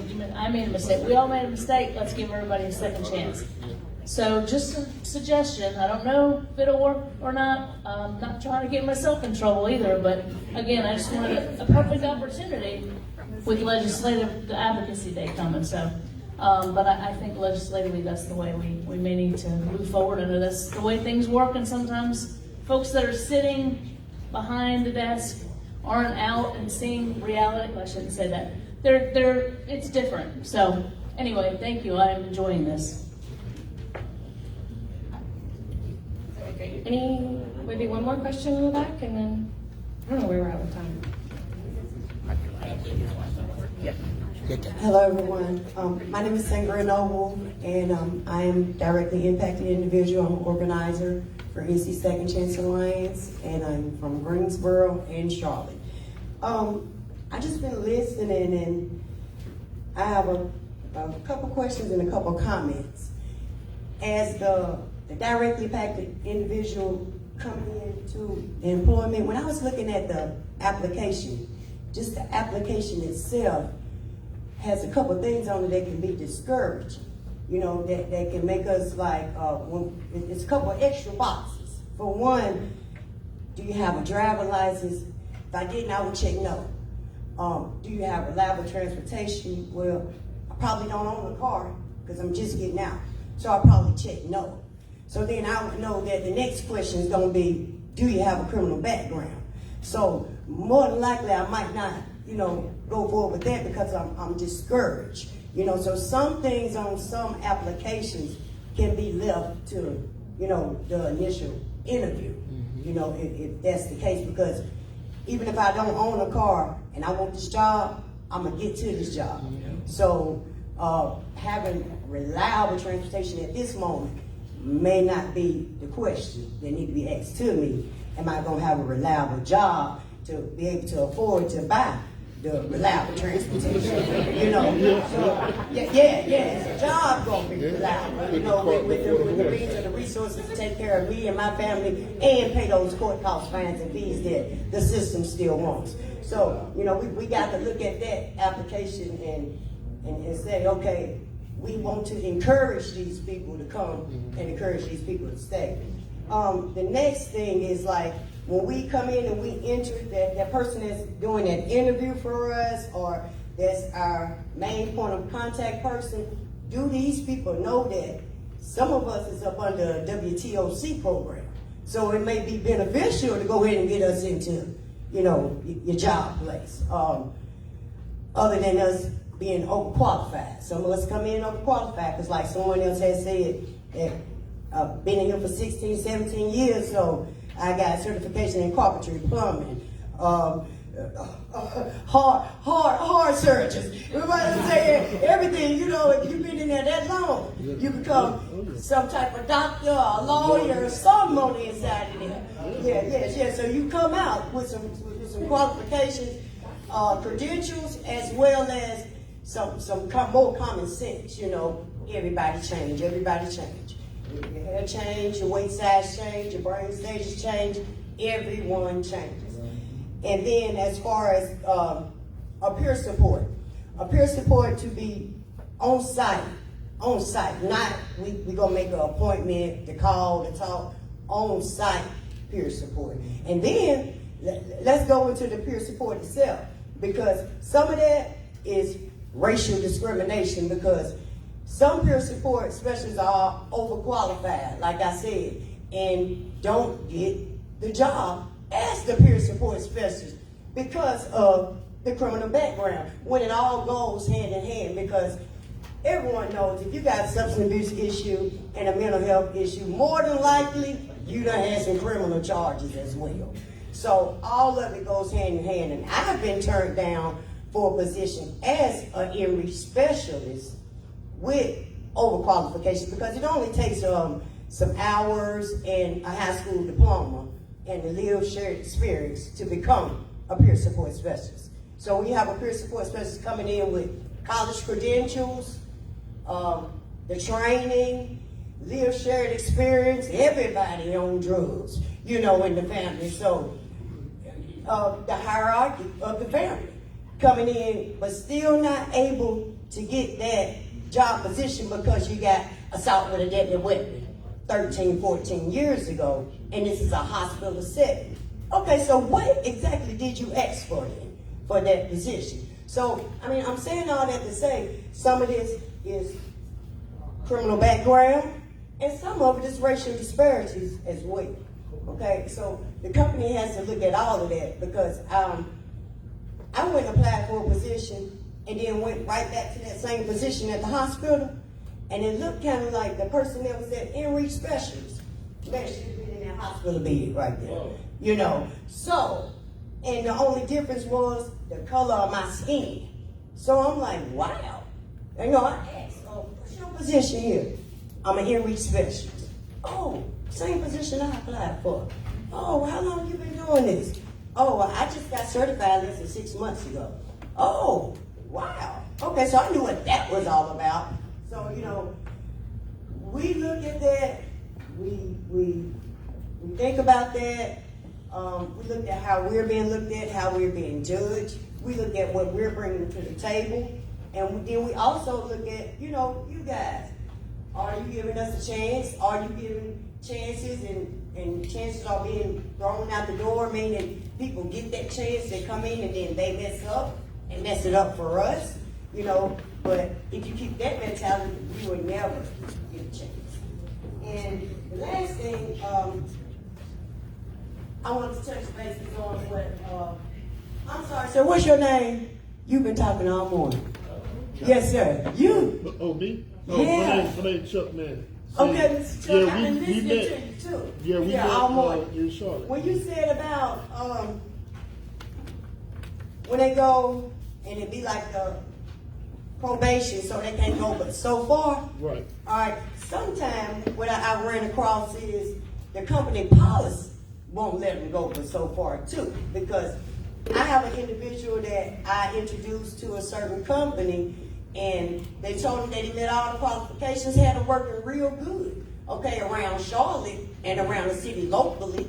But when it was time to get that pay increase and to go to Washington to work at the, the presidential buildings and things like that, the Capitol, due to the nature of the charge, you work in Charlotte, but you can't go get that big money and go and work at the Capitol building. Why not? So the company policies and procedures, in which this young man quit the job. All right, he quit the job because he felt like he was putting in all that good work here, you know, in Charlotte, whatnot. And when it was time to excel in the company, it was like a no-go. So a lot of that needs to be looked at, because if he's good enough to work in Charlotte, he's good enough to work all around the world. Didn't feel appreciated. I totally understand. I know it's a minute left. I just wanted to share this. I appreciate the information today. My job, and I'm Deputy County Manager in Robeson County. We say Robinson County, how we say it where we live. We've been invested in our reentry program since 2013, and some of I have one of my employees here that works with me on that, and what we do with recidivism and that type of thing. But I wanted to share what we did in Robeson County. The best way to affect change, we were early on with remove the box. We were early on with being liberal with records and consideration is you have to touch that elected official locally, or if it's a organization, that board member.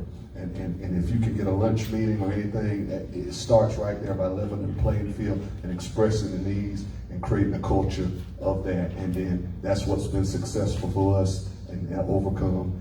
So we're very open-minded to what was talked about. And sometimes it was mentioned by the young lady on the job applications, and some of you HR professionals know this, you know, you have to ask if you have driver's license and things, because jobs, certain jobs have to drive. So, you know, it's not a deterrent, but I can see how, looking at it from that person's point of view, it could deter you. But I really feel like a lot of the local government agencies, because we're competing with state government, is very liberal and open-minded to those things. So I thank you all. I appreciate all the information you shared today. Thank you. Thank you all so much for the insightful questions. Thank you so much to our incredible panelists. Very quickly, I'm just going to plug, don't play the Oscar music yet.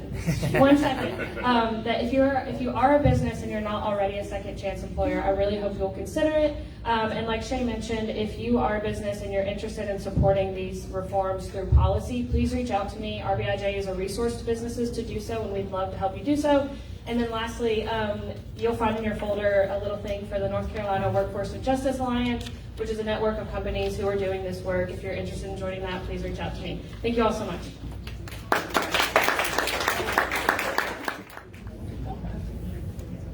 All right, so our next panel is the Second Chance panel with Ms. Keisha Millett and Ms. Brent Bailey. And Ms. Brent. Sorry, I was looking at the way that you guys are sitting there. I'm sorry. Sorry. Mr. Brent Bailey, please don't hold that against me, and Tara Callahan. I apologize. No problem. I'm just messing with you. Don't you feel no kind of Thank you. way. Thank you, Mr. Brent Bailey with the Goodwill Industries of Northwest North Carolina. Thank you, Lauren. Hi, you all. My name is Keisha Millett. I am a staff attorney with the Fair Chance Criminal Justice Team at the North Carolina Justice Center. We are just so glad to see you all in the space today, and I really enjoyed the impromptu discussion that I think Daryl really helped kick off in the last session, and just so glad that we're all here and able to think about and talk through some challenges that we are seeing in our state and in our communities. And so this session is intended to really think about how do we shift from not just having localized policies, practices that are specific to companies or organizations or cities or towns. How do we move this to the state level, and how do we think about advancing second chance reforms that can have widespread impacts on our neighbors and community members and friends? So a brief introduction for our speakers today. We have Tara Callahan, who is the founder and executive director of Conservatives for Criminal Justice Reform. She's worked in nonprofit advocacy in North Carolina for the past decade, and in 2016 founded Conservatives for Criminal Justice Reform. She's served on the Juvenile Justice Advisory Committee, the Governor's Task Force on Racial Equity, and the criminal justice system. Brent Bailey is Program Coordinator for Buncombe County Reentry Council. I would say Brent also wears a number of hats as well, is a member of the North Carolina Second Chance Alliance, and he's a Program Coordinator for the Buncombe County Reentry Council, where they assist anyone returning to Buncombe County from prison with their goals around housing, transportation, education, and employment. He's been working in reentry for over 14 years and has experience. His experience offers him a unique perspective when it comes to navigating reentry.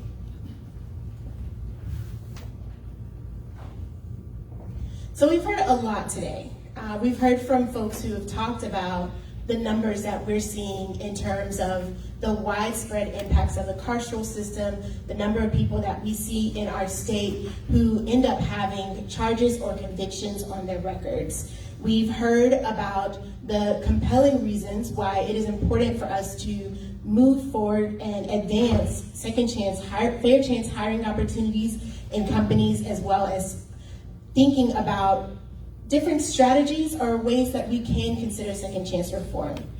Right now, really want to think about more of what is important to create a landscape in our state that is helpful for our overall workforce, and why businesses have a key role to play in making sure that we advance these advocacy efforts. So, wanted to turn it over briefly to Brent and Tara to Tara to talk briefly about getting North Carolina back to work, the advocacy priorities that are set by Conservatives for Criminal Justice Reform, which you can also see an adapted version with some current bills that we have in your folders, and that will be on the side behind the program. And so I just want to ask about getting NC back to work. Could you just tell us a little bit about that and maybe provide some data that may be useful to us? Yes, absolutely. So we worked very closely with a lot of folks in this room on the Second Chance Act several years ago, and which was just really important legislation regarding the access to expunctions eligibility. Last year, midterms, really in the room with conservatives working on criminal justice. Nobody was particularly hopeful. Everyone was, the news articles have been covering this spike in violent crime. People don't feel safe. Crime was key in all of the political ads. We were just inundated through November with all of, Democrats and Republicans, soft on crime. It was looking like pretty much all we were going to be doing this legislative session was playing defense, because anytime there's a perceived spike in crime, we can go into the data about whether or not that is actually what's going on or just the news is covering it that way. But when there is a perceived spike in crime, we go tough on crime, even though it doesn't work. So we're looking at, the session for this year and trying to figure out exactly how we could even take on anything in this space, in this landscape. And I actually attended a Civitas poll, John Locke poll in November, exit polling for the midterms. And the economy and crime were top issues that people said drove them to vote. Well, 1 in 4 North Carolinians have a criminal record. That's a pretty clear answer right there in terms of advancing both the economy and public safety. And so we were really just kind of looking through policies that help people get back to work, because people who have jobs are less likely to commit crime. People are voting based on public safety and feeling unsafe. So let's look at things that are actually solutions that will actually have an impact towards, keeping people safe. And then obviously the economy was even higher than crime. And so when you're talking about, blocking out so many people from participation in our economy, that is just counterproductive for our state, as Andrew clearly articulated. So I've been working with the Fair Chance folks, and we went through a number of policies. The debt-based driver's license is one of the key priorities that we're working on. And I'll be frank, when I talk to legislators, when I talk to businesses, they tell me to check my data because they cannot believe that 1 in 10 drivers in North Carolina do not have a license because of unpaid debt or failure to appear. People do not believe that that's the case, and there's no public safety reason for these suspensions. So that, I think, is probably one of the key.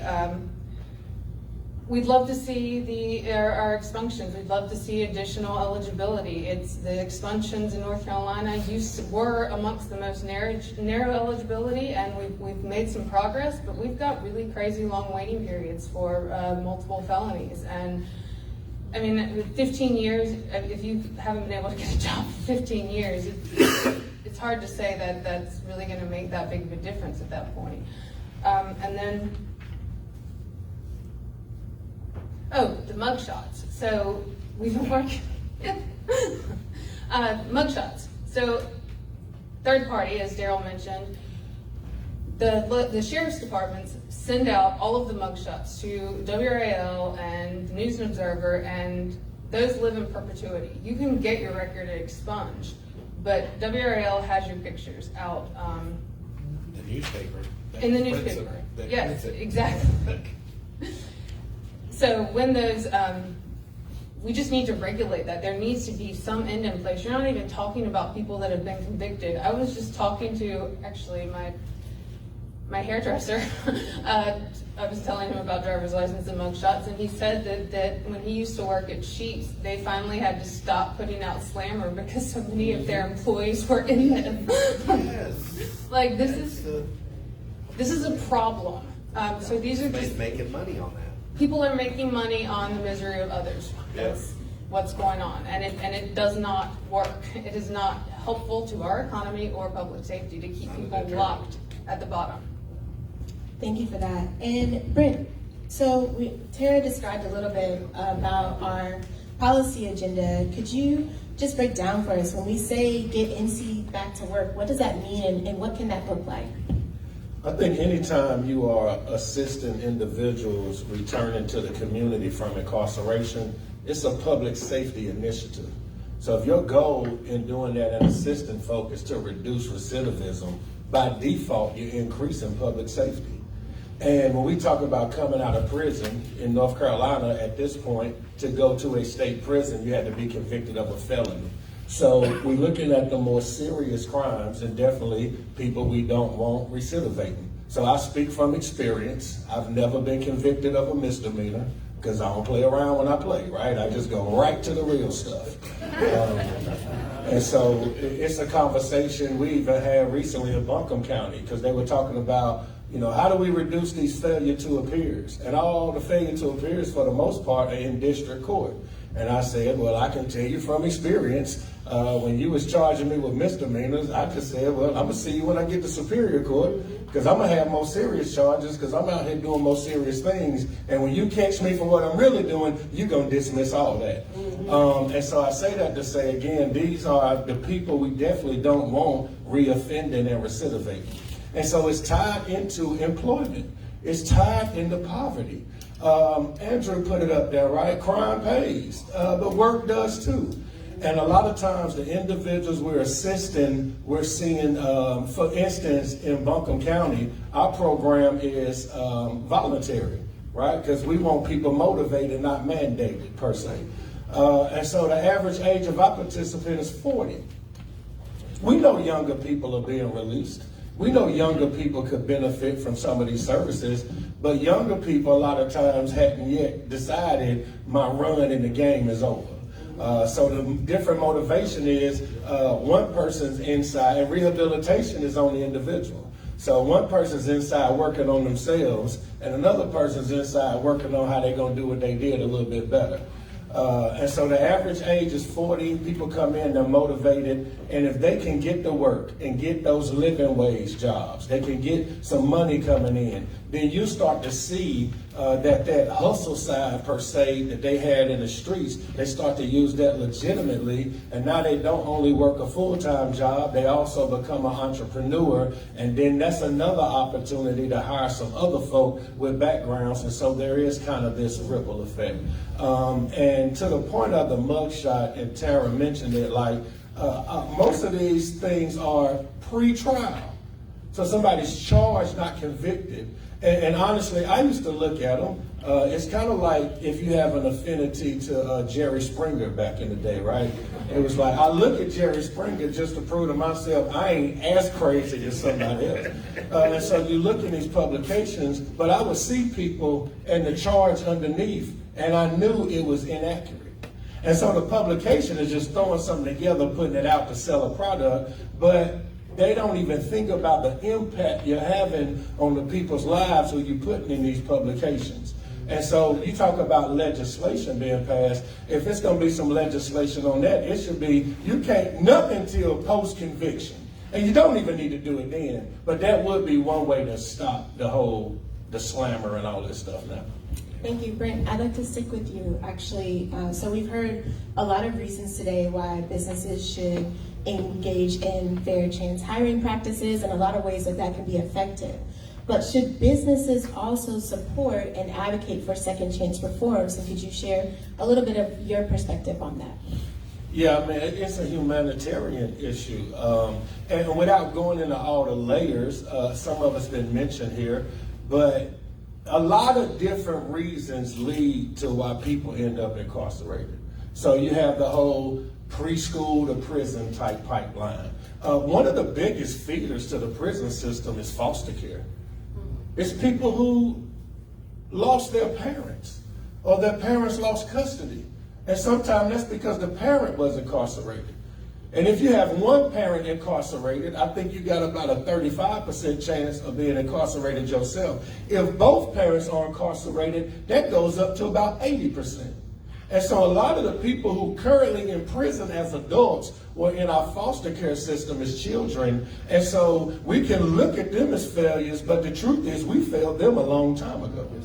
And so why is it good for employers to fight for second chance reform? For issues like that. Because it is a way to try to correct and repair some of the damage that's been done throughout the criminal justice system and all of that. So, and then when employers, they hire people, and you've heard them here today, become some of their most dependable and loyal employees, some of the most talented people they've come across, some of the best folk they know. That's another reason to fight for these reforms, because just like you got that person, it's thousands more that's coming out that's just like them, and they need that voice, they need that advocacy, and they need people to be fighting for them as well. Thank you. Tara, could you share your thoughts on businesses supporting second chance reform?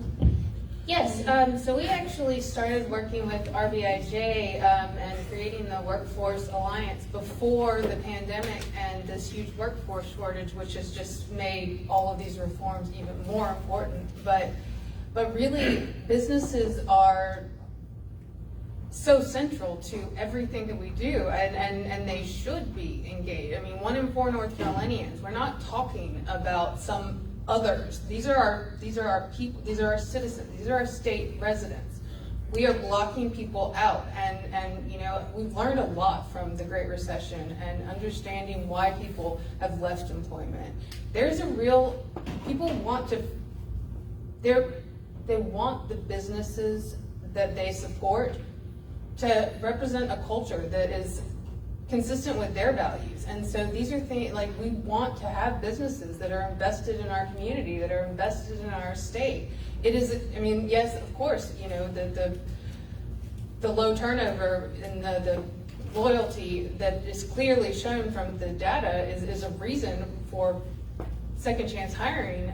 But it just, you know, I think businesses are one of the most important players in the state conversations, and they should be. They should be invested in a quarter of our state residents.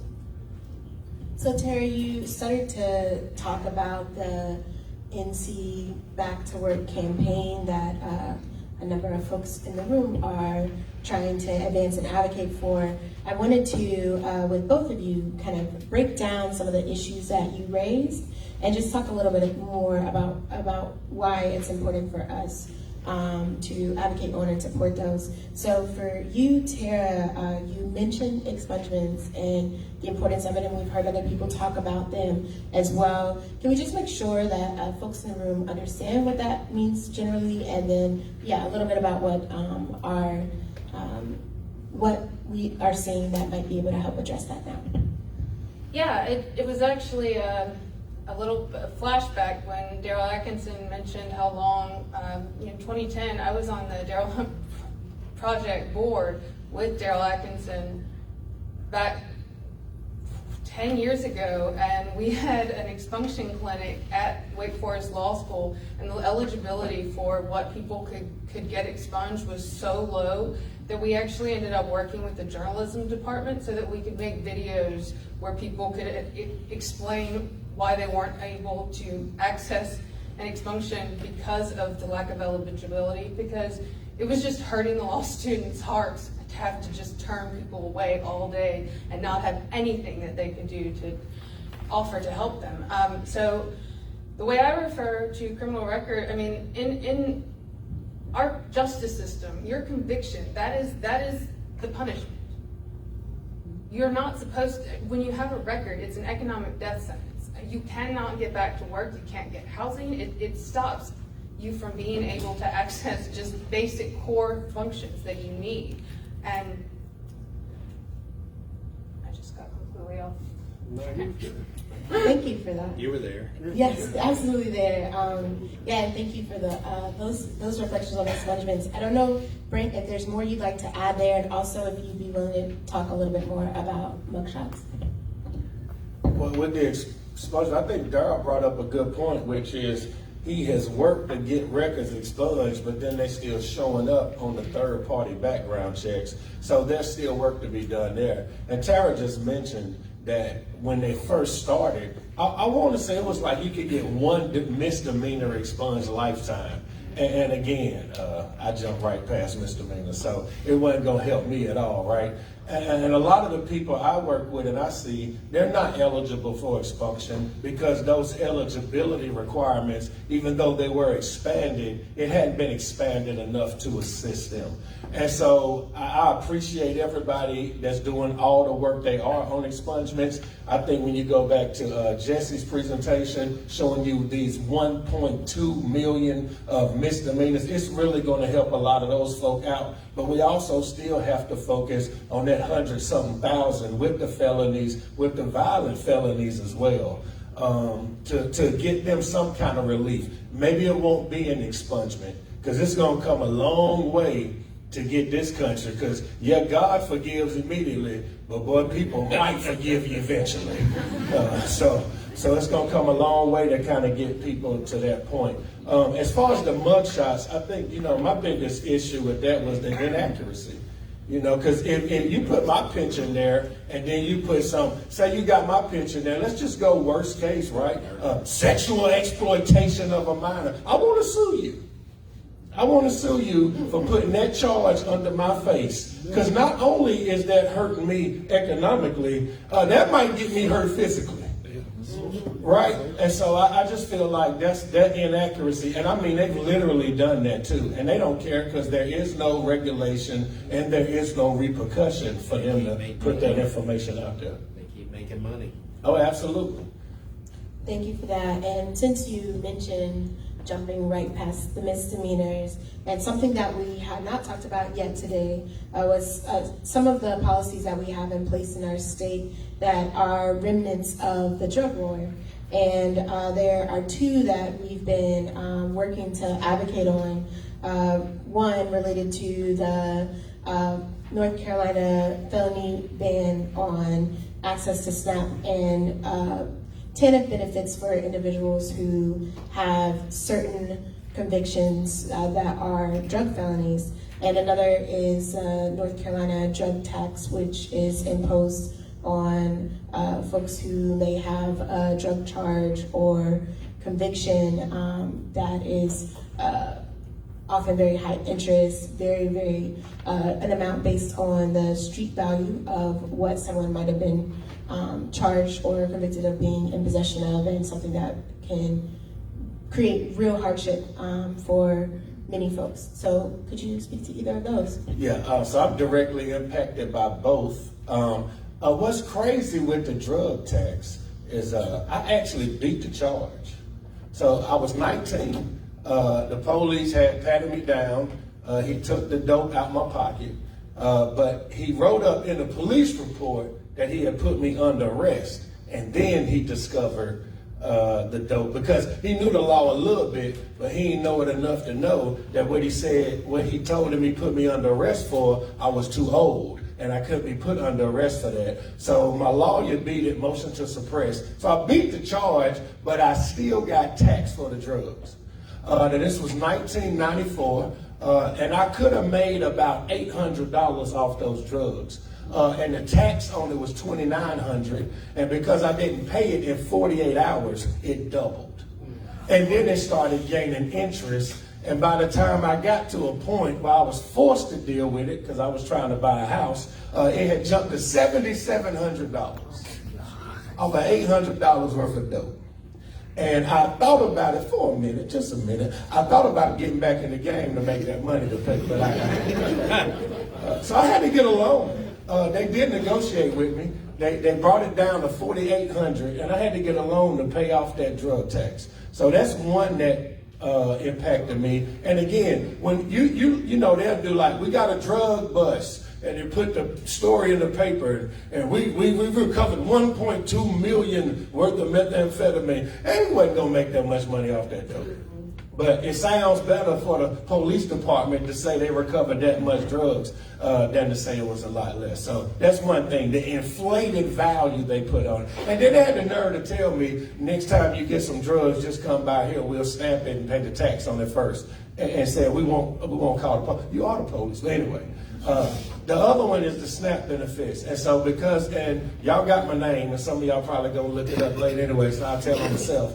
I was convicted of a Class D drug felony, trafficking. And so I have a lifetime ban in North Carolina where I can't receive SNAP benefits. So when I came out of prison, I wasn't able to get food stamps, even though I needed them because I'm coming out with nothing.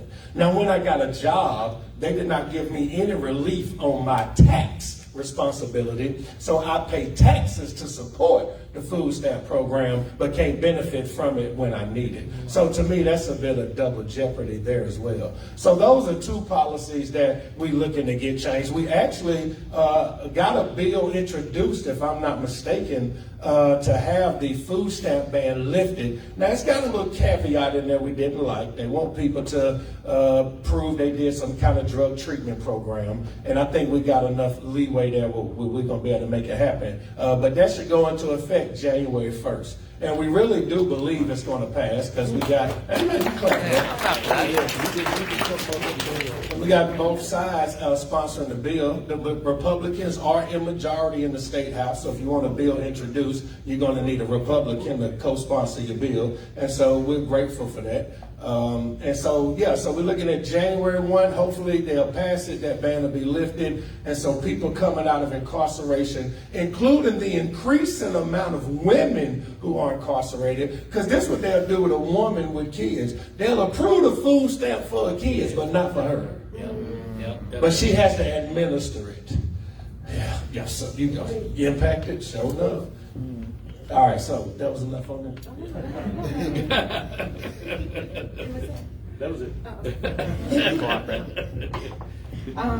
Thank you for that. And just one more, I turn to Tara, I guess back to the driver's license restoration.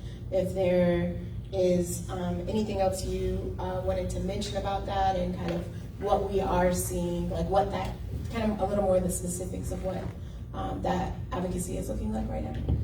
Yeah, so I mean, the driver's license, it's 1 in 10 drivers. And in Robeson County, it's 1 in 4.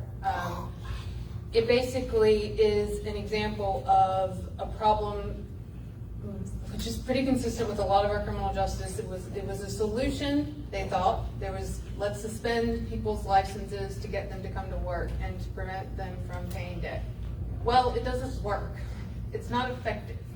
And yet people are still stuck to it because, and that's the primary argument that I hear for eliminating the suspension is, well, if we can't take away their driver's license, then how do we get them to come to court? Well, how are they going to come to court if you take away their driver's license? So it's just fundamentally rethinking the way that we have tried to respond to these things and looking at what works, really focusing on the data, because we have it. We have 30, 40, 50 years of these different policies and how they haven't worked. And driver's license is just, I think one of the main things with the criminal justice system is when you're talking to politicians or businesses, or people don't think about it if they haven't been impacted or if somebody they know hasn't been impacted. And they need to understand that this doesn't just affect people who are affected. It affects us all. It affects the economy, it affects mental health, it affects public health.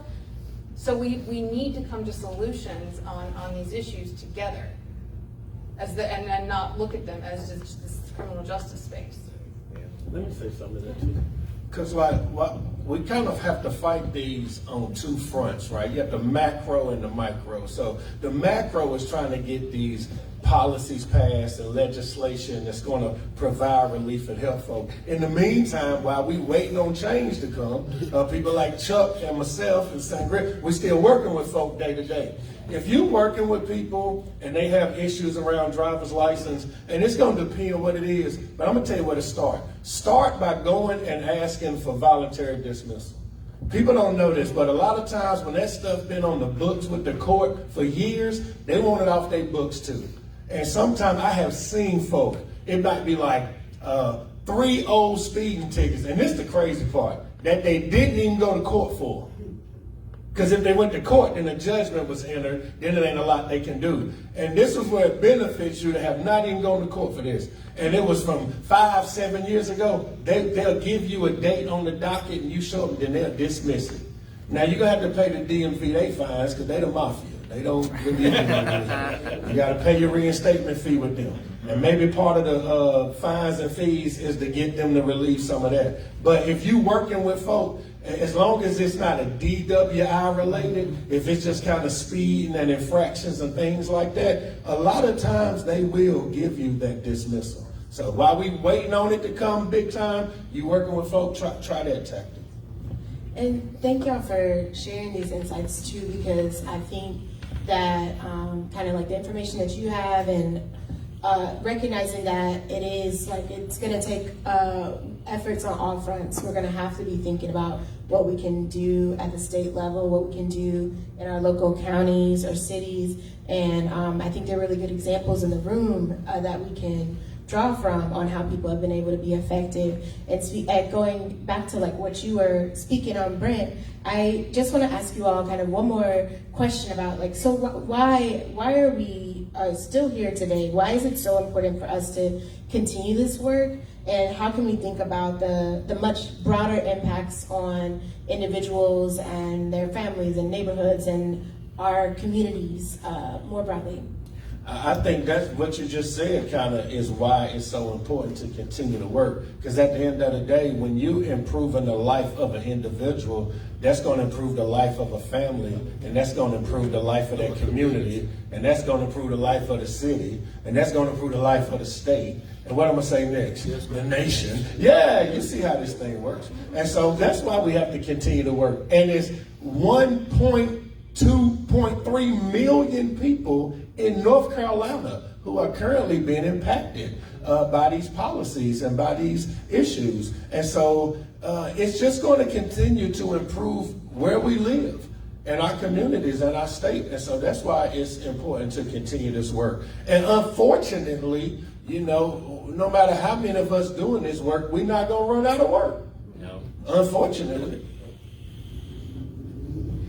Yeah, I mean, I think a lot of these things, like I said, if people aren't impacted by the criminal justice system, they just don't know these things. And that's why it's so important that there are people like the folks in this room that are helping educate so that people understand these. That's why That's why this work is so important and why we probably will never be out of work. I hope that's not true, but probably not going to be the case.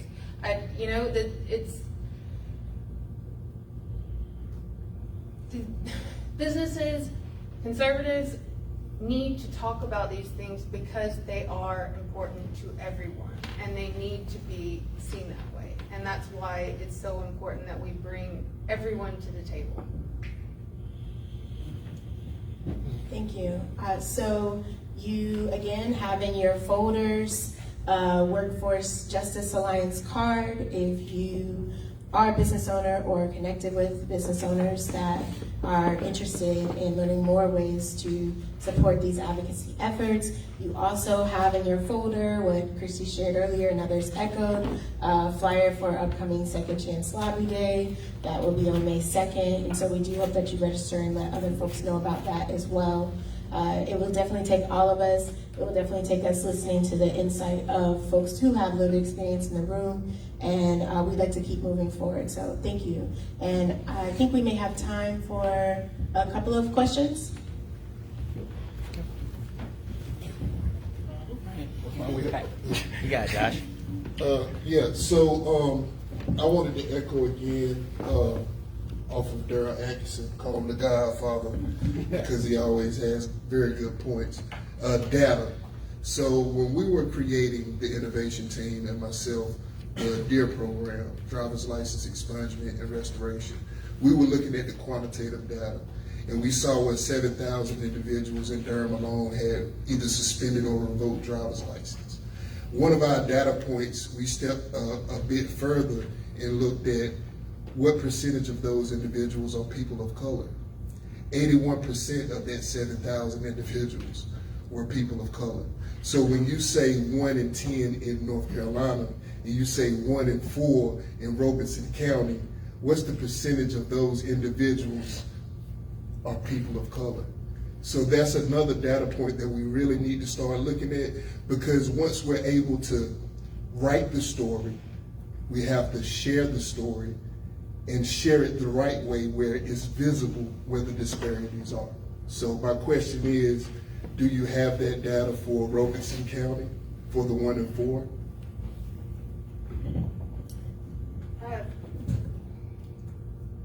Yes, I mean, I can't answer that question right now, but the data does exist. It's on the Fines and Fees website, and I can email you. I actually have several links from Whitley that I'm going through to put together the county-specific data. So, I mean, I think you can fairly assume it's pretty high. Yeah, I was gonna say, I would just take a stab in the dark and say black people are definitely gonna be disproportionately represented there. I have a son, he's 28, and Tuesday he called me and said, "You ain't gonna believe this," and he was laughing, but he had just got pulled over, and he said the reason the cop said he pulled him over was because he switched lanes but didn't have 5 car lengths between him and brother. I don't even know what that means. Other than, you was black and driving a nice vehicle and gotcha. And so he says, he let me off with a warning. I said, ain't no legit charge for that. He pulled you over because he thought he was gonna catch you doing something, and then if he catch you doing something, then he gonna deal with it from there. But the stop in itself was illegal. And so just things like that, right? We know that's how it ends up with these numbers being so high. Also, if you deal with poverty, chances are you might have a light out, a blinker out. I got pulled over one time because the light that lights up the license plate tag wasn't on. But his headlights worked. You've seen it, I get it. And the car was old. And just to be honest with you, I knew the light didn't work over the tag, but the car was old, and I wasn't finna go spend no money on getting no electrical wiring fixed on a car that was 20 years old. But just things like that. Now, he did not pull me over because when he got behind me, the light showed my tag light wasn't on. His lights went a little further into my vehicle and showed this big old black head. And you can't convince me otherwise. And so we know that we represented disproportionately there. So Chuck brings up a good point, though. And I'm curious, and I always ask Tara this, because I'm still trying to learn how to talk to folks about this, right? Our General Assembly is supermajority conservative. These issues around the criminal legal system don't impact all of our communities the same. They disproportionately impact communities of color. How do we talk to conservatives about race when race is at the central component of a lot of these issues, right? And how we get to solve it. I mean, is there any space to do that? Do I lead with poverty and then talk about race? I mean, how do we get this into the conversation?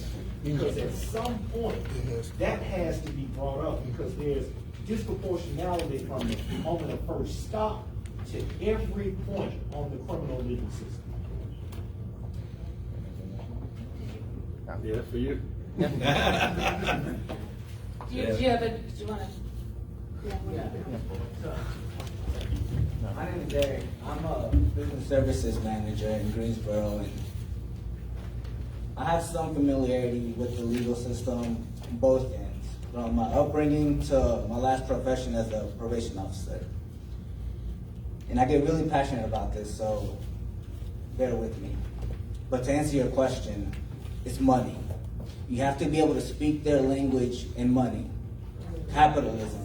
You reach conservatives by teaching them and showing them how they're saving on tax dollars in the long run, now and in the long run.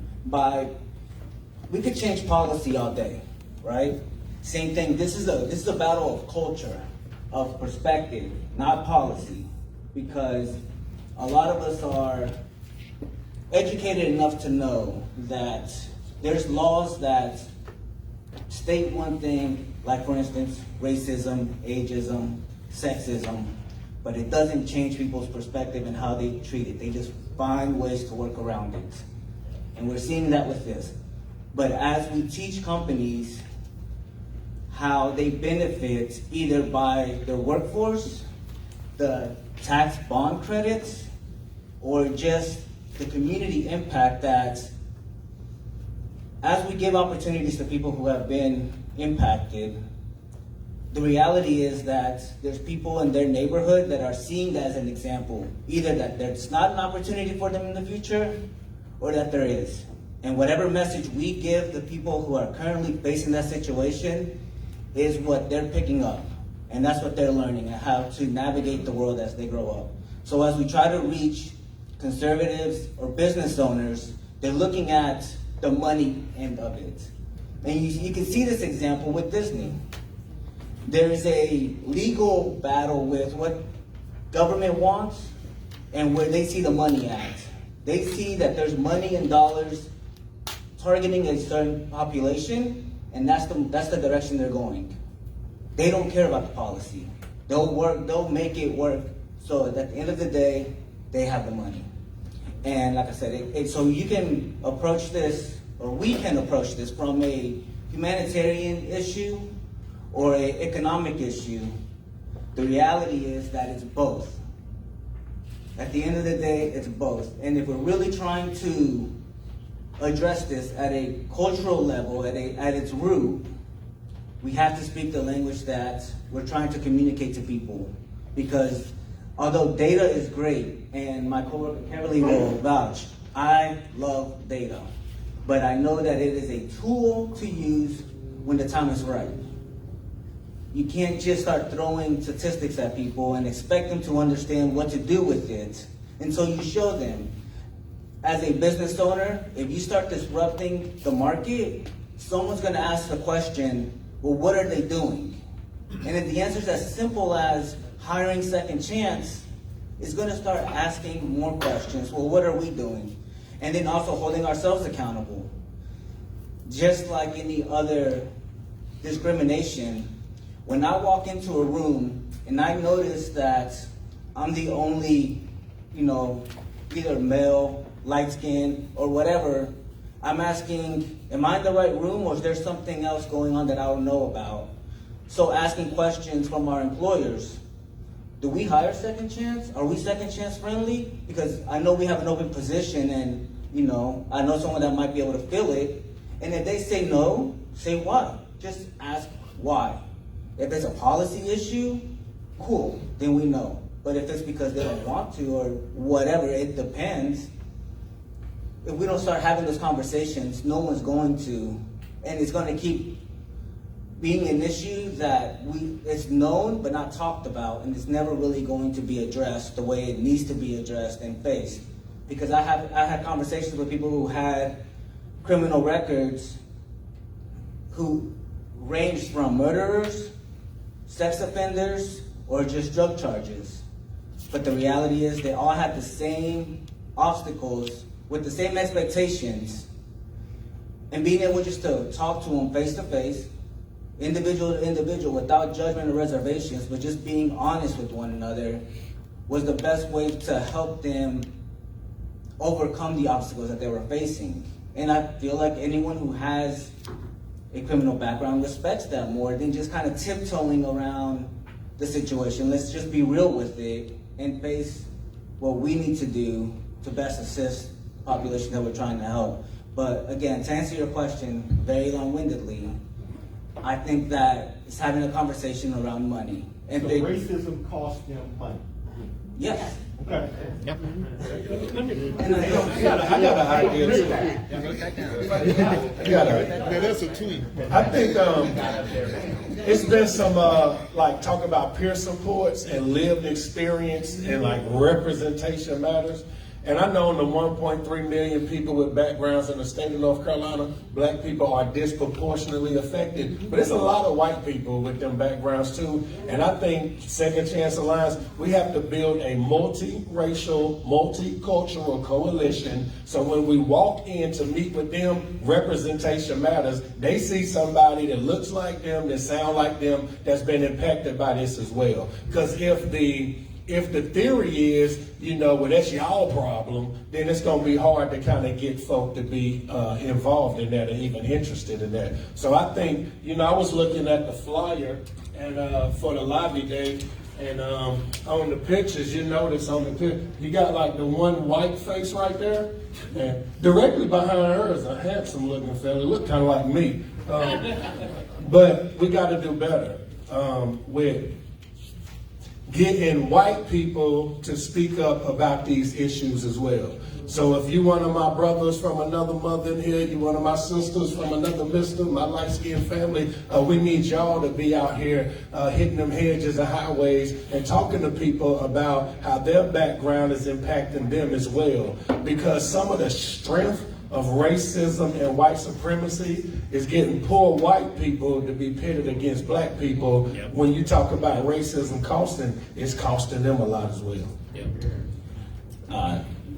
I'm Ben Gear. I'm the Reentry Council Coordinator for Orange County. And just to follow up on some of the things I've been hearing, my personal opinion, I don't trust government at all. I vote because it's the only recognizable thing that I can do, and so I vote for whoever's lies I will kind of sort of co-sign. But the dual approach to these things is that, policy, we have to get together and get in the rooms where the decisions are being made. But on the other end of that is, what are we doing that doesn't involve them? Because every organization that I've had a chance to meet, we all have money. Our organization gets money, we got this money, and we use it to try to change a system. But the thing that I've learned in my long 42 years of existence is that you can't teach give a damn. The only way a person wants to change anything is when they have curiosity, and that curiosity is met with a positive experience. And then they're ready to realize or be enlightened. But pressure, shame, no one cares, and especially in government, because it's all about the money, and they have enough money to not care. And so I guess my question is there something that we can or are doing that is working simultaneously with what we're doing in policy, but hey, are we using this money to start businesses that we hire our own, and do things away from the public, not away from the public eye, but without their involvement, or as minimal as possible? Because I keep begging for second chance, I keep begging for equal just viewing, is in 40 years, it still keeps falling on deaf ears. And so do we keep ringing that same bell, hoping they start to hear us? Or can we start to make a move that's like parallel? And so while we're working that lane, we're constructing our own highway so that who cares what they do? I think there's strength in numbers, and so we do have to keep building. I think if you look at policies and agendas and populations and classes of people or whatnot that have gotten some change, it's because they've been able to build that coalition and build them some political capital where the folk know if I don't listen to them, then I ain't gonna be here making these decisions next year. And so it's always tactics to try to minimize that, whether that's through gerrymandering and things of that effect. But, and I hear you on, I don't either, brother. My saying is I ain't left wing or right wing because a one-winged bird just flies in a circle. And a lot of times what we see is things just keep going in circles. And you notice if you go in circles long enough, you're just going to keep seeing the same thing. And that's what happened. You just mentioned 40 years and we keep seeing the same thing. You ain't ever going to get me to march on nothing because I've seen that growing up and folk was marching in the 60s and you want me to march 60 years later? So no, I ain't marching. Now I might do something else. But I ain't coming out there to be marching or holding no sign. And that's just me. I ain't telling nobody who do march not to. I'm just telling you don't invite me because I ain't coming. But So to your point though, let's start with the people in this room. All of us work for organizations. What percentage of your organization is people with criminal records? Especially people working in the advocacy community, sucking up grant money and ain't hiring no people with records, right? But you advocating for these issues. How that makes sense, right? So I think we need to look in the man and the woman in the mirror right here and look at ourselves. Well, how many people on my staff do I have with a criminal record? What kind of opportunities do I give for people with criminal records? We can talk as much as we want externally, but if we aren't modeling that behavior within our own institutions, what are we talking about? We hypocrites, right? So that's a place where we can start that don't take no legislation right now. We can open up, we can say all of our institutions going to increase our hiring of people with records by 10%. That don't take no legislation. We can leave this room and do that right now.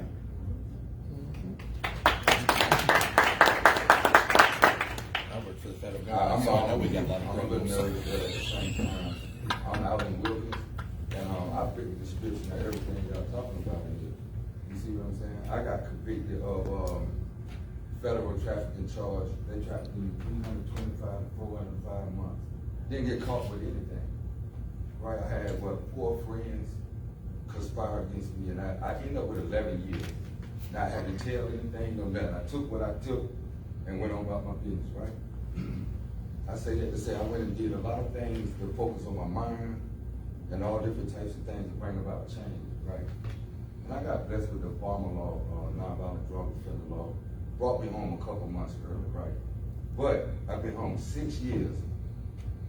And the first hurdle I faced was I was in traffic, just came home, my first birthday, I'm kind of hanging out, still got a little, running around, you know what I mean? And I'm in traffic, and it was me, another car, and then the officer. This is my first encounter. I got 5 years probation after doing 11 years or whatever, right? All right, boom. I pull off on the light. I switch lanes. This officer who's behind another car pulled me over, said he was pacing. There's no way you can pace me. We don't all drive the same. But he pulled me over. And then, I can't lie, I was having a good time, a little under influence. And there I go, right? Scared of probation, don't know what I'm facing. Boom, I go down there, I go through this. I say that to say that, till this day, that same situation is hindering me because I got a refusal. The man keeps telling me to do all these things, which he can't do himself. But, I say that to say that led to me having a refusal. Now, I'm 43 today. I did a lot of these things when I started out 13, young, to make my mid-20s, right? I'm 43 with grandchildren, all my children grown 21. They make more money than me because of the lifestyle I chose. But I say that it ain't about none of that stuff, it's really the people. It's everybody in here, people. It ain't about no color, it's the way you think. And you judging each other about nonsense, something somebody told you. You see what I'm saying? And that's what really hinders that and money. Everybody chasing money. You get put in a position, you're gonna change them. Because you're chasing the money. And you allow people to trick you into thinking and mistreat each other over money. You get in your positions, and then you start to look down on where you came from. See, people don't know how to treat other people. Then you get matched with these fake titles, and then you look down and forgot the journey. So you don't know how to treat people, that's our problem. And when you get in these positions, you need to learn how to deal with your peers, because all of us got our own different traumas. Nobody came with the same. So you can't treat me like nobody else in here. And I ain't gonna lie to you, because you don't know my work that I put in to get here. So that's what we really gotta start with, how we treat people and the way we think. Because you twist it. You allow somebody else to manipulate you and judge everybody when you can't judge nobody. Because you done did something you ain't got caught for. So let's get out of here with all that. You see what I'm saying? That's the problem. You're judging the people who got caught and standing up for it instead of people running around here telling lies like they ain't never did. So y'all had a lot of great things to say in here, I ain't gonna lie. You know what I mean? But the problem is to change the way we think. All this other stuff is cool. It's the way we think, how we treat each other. Hi everyone, my name is Tyara Morrison. I come into a lot of these events and I don't introduce myself, so hi, I'm Tyara Morrison. I work for Esther Luce Inc. We do reentry, transition, and educational resources for formerly incarcerated people. So I just wanted to come and say, our job is like initial intake. I consider myself as intake because I meet them where they are. As soon as they're coming home, I'm the first person they come in contact. Hey Todd, this is what I need, this is what I don't have, this is what I do have. I have IoTs that, that I got while I was incarcerated, and I can do this and I can do that and I can do this, and and it's a host of things that they can do. And then we contact the workers and we contact the job forces and we say, hey, I have 20 people that just came home from incarceration and they have IoTs that certify them in carpentry or truck driving or anything. There's a host of things that they can get while they're incarcerated, and it's okay. Well, do they know how to talk to people? All right, cool. We'll get them an etiquette class. They don't know how to talk to people. Cool. We'll get them an etiquette class. Do they know how to speak English? Cool. I have a group of former teachers who's educated into teaching ESL. We'll get them ESL classes. We'll do all these things as an intake. We're trying to prepare them for the workforce, and then when they get there, their mugshot is sitting on the table, or their criminal record is sitting on the table, or they're sitting in front of 3 or 4 people to interview them, and it's reminding them of their parole hearing. It's reminding them of constant downfalls or constant rejections.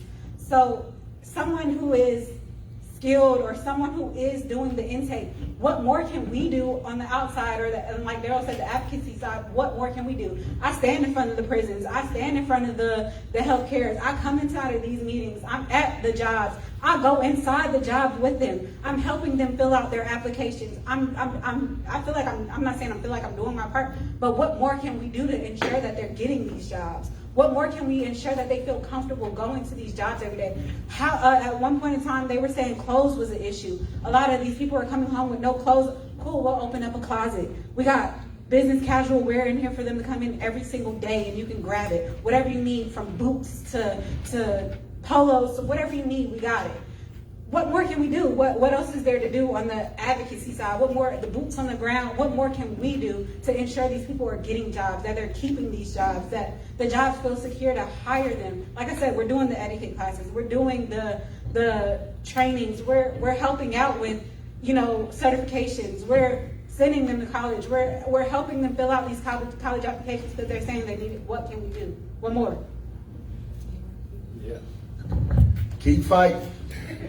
And I ain't saying you're not doing enough, because clearly you are, but we're going to all have to continue doing this. Enlist some more folk in to help you, but it's what has to be done. And as Daryl mentioned earlier, we have to get more people to give opportunities and to hire people with backgrounds. And once you continue to do that, those people ultimately, if they get into a position, then they can return the favor and hire some people with some backgrounds. And so I want to thank you and commend you for the work you're doing to help people who come home. Hey. every time you see a need, working to meet that need, whatever it is, because that's what it takes. And we are the. Where they are, because that's an issue right now. We can't meet them where they are if we don't know where they are. Yeah. And a lot of people are scared to ask for help. We lost the sense of community, like you said. We lost the mindset of community. We say we don't want. Oh, we live next door to a family. Like for instance, I had a family in my own neighborhood. The mom got arrested. I didn't know her kids were. In Wake County, you have to be there. Somebody has to be there when your kids get off the bus.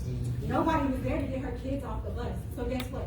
Now she's not only incarcerated, but now she has a CPS case. Her kids are gone. Her kids are in the system. Her oldest child was 18. She was working. So it's a lot. We lost a sense of community. We lost a sense of the village that takes care of everyone. We lost that mindset, and I do understand what you're saying. We did. We lost that mindset because we don't want this person in our business. We don't want this person to know what's going on in our house. We're seeing what's going on in your house because guess what? You kids is out here gangbanging. They out here selling drugs. They out here doing all of this because we're losing that mindset of it takes a village. We're losing that mindset of it takes all of us. It's not just one of us. It takes all of us to make sure that all of this is second chance. I love second chance because not only it's more to it. You know what I'm saying? It's not just the criminal records. It's not just the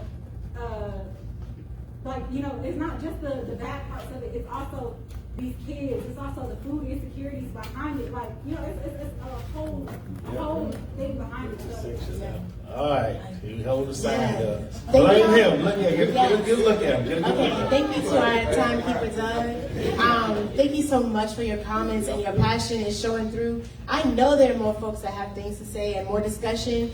We will have time for more conversation at lunch. Also, we just want to mention that we do have these storyboards and have one of our storyboard features who spoke earlier, Sangria Noble, who's here. So hope you take some time to check those out and also continue the conversation with each other. Thank y'all for joining us for this session. Thank you.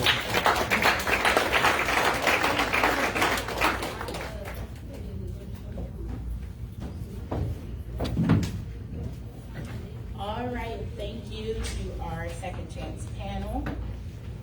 Mr. Brett Bailey, Mrs. Keisha Millett, and Mrs. Tara Callahan. And now we're going to have our closing remarks from Whitley Carpenter from For Justice and Reggie Shefford from NC Justice Center.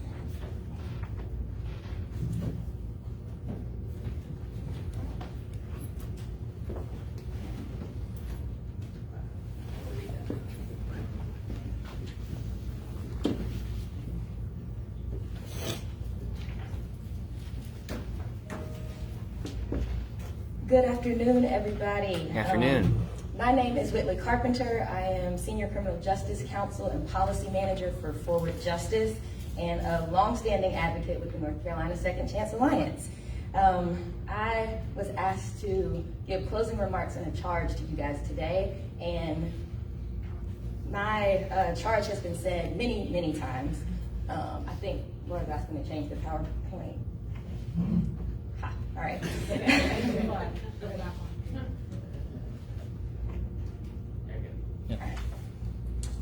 So, thank you all for joining us today. We appreciate you taking time out of your busy schedules to show up, to participate, and to learn more about supporting and implementing second chance policies and practices. First, I want to encourage each of you that is a business owner to join the North Carolina Workforce and Justice Alliance. You've seen this card earlier today. Everyone has one in your packet. You can go to ncwja.org. You can sign up, and you can also reach out to Maggie at rbij.org. But if you are a business leader, we encourage you to join this Workforce and Justice Alliance. You are committing to fair chance hiring practices, and you also will be contacted when we're doing advocacy to see if you'd like to sign on and support some of the things that we're doing. I think Tara Callahan mentioned earlier that we're working on ending debt-based driver's license suspensions in the General Assembly, and we have a letter drafted that we can ask these employers that have signed on with us to sign on to so that we can take that in our advocacy to the General Assembly. So, second, I would like to ask you to join us on Tuesday, May 2nd, for Second Chance Lobby Day. That's Tuesday, May 2nd at the North Carolina General Assembly, starting at 11 o'clock a.m. It's going to be an opportunity to talk directly to our senators and our representatives about the second chance policies that you heard about today, about expungements, about mugshots, about driver's license restoration, among other things. And for both of those asks, I want you to tell 3 people about it. I know that every business wasn't able to join today. I know that every advocate wasn't able to be here today. I know that every impacted person wasn't able to be here today. But we want to grow this. That's a part of how we organize. So if you're a business leader, I'm sure you know other business leaders. If you're an impacted person, I'm sure you know other impacted people. So join WJA, join the North Carolina Second Chance Alliance. There's a handout in your packet about Lobby Day. There's a QR code. All you have to do is scan this little thing on your phone and it'll take you to the registration form for Lobby Day. If you are not from here, we have buses that are bringing people from across the state to join us to advocate for these policies. If you know someone that's not from here, they can sign up and we'll be sure that they have transportation as well. This will take you to our Second Chance Lobby Day site. Maybe you're not available on the 2nd, but you can join our listserv. You can join our email list and see what's going on with the Second Chance Alliance and how you can continue to get involved. So finally, I think it was Andrew, I don't see him anymore, but he mentioned earlier that we need to change mindsets in addition to these policies, and this really can't be emphasized enough. So when you leave today, after you join the Workforce Justice Alliance and after you register to come with us to Lobby Day, I want you to think about what human dignity means, particularly in the context of these larger transformative changes that we talked about today. And just know that a person who is not experiencing pain should not stand in the way of relief for someone who is. So thank you all for coming and have a great weekend.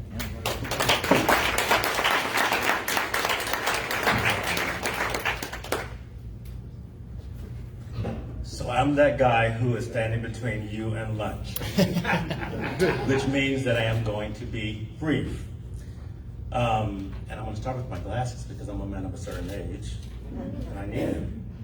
But good afternoon to you all. My name is Reggie Shuford, and I'm the Executive Director of the North Carolina Justice Center. I'm feeling very proud of my colleagues and everybody who partnered with us to pull today off. And I certainly feel that call to action and really am committing myself to making sure I do my part to address and take on this very, very important issue. I wanted to take a couple of moments to express gratitude to everybody who participated today, including our esteemed panelists, for sharing your valuable, very personal insights and experiences it's not always easy to do that, but I think it's precisely those things that inspire us to do what we need to do and to give us that kind of shot in the arm to get us to not be binging on Netflix all weekend, do some other stuff. I also want to just give a shout out, and this may have been done earlier on, but just all the partners who worked together with us to make sure today's event has been a success. This issue is very close to my heart. Not just because of the work that we do at the Justice Center, but because I'm a Black man in America who grew up in Wilmington, North Carolina, and the things we talked about today continue to deeply impact my family, my community, the people I love and care about. The concept of second chance hiring is vital, not just, it's been said before, not just for the formerly incarcerated, but to their families, to their communities. 70% of all incarcerated people will eventually return to our communities. They are there. What are we going to do to make that transition happen as smoothly as we can? Because they will be there and impacting our communities. So it's critical that we provide them with real opportunities to reintegrate and contribute to our society. Fair chance hiring and second chance reforms, such as expanding access to record expunctions, addressing debt-based driver's license suspensions, this whole thing of suspending your license so you can go to a meeting, it doesn't make sense. Even from a logical perspective, it just does not, it's punitive is what it is. And also regulating mugshots. I mean, they're clearly are being abused and are misused and holding a lot of people back. So all of these things, all of these reforms play essential roles in this process. And I, just like the folks before me, urge all business owners and lawmakers in this room and beyond to take a stand on for these reforms. If we collectively stand for second chances, we can make a significant difference in the lives, excuse me, allergies, of thousands of impacted people and individuals and their families and communities by giving them, and this is not rocket science, and this is not asking for the moon, but by giving folks a chance to rebuild their lives and become productive members of society, we really do create a better future for us all. So once again, and the lunches, those Krispy Kreme donuts are calling my name too. Once again, I want to thank all of you for being here today and participating in today's symposium. I hope that there will be more opportunities for us to do these things, and just for willing to commit to taking and doing your part to advance this crucial issue. So let's continue working together towards a brighter and better future for all of us. Thank you. Have a great weekend. Enjoy lunch.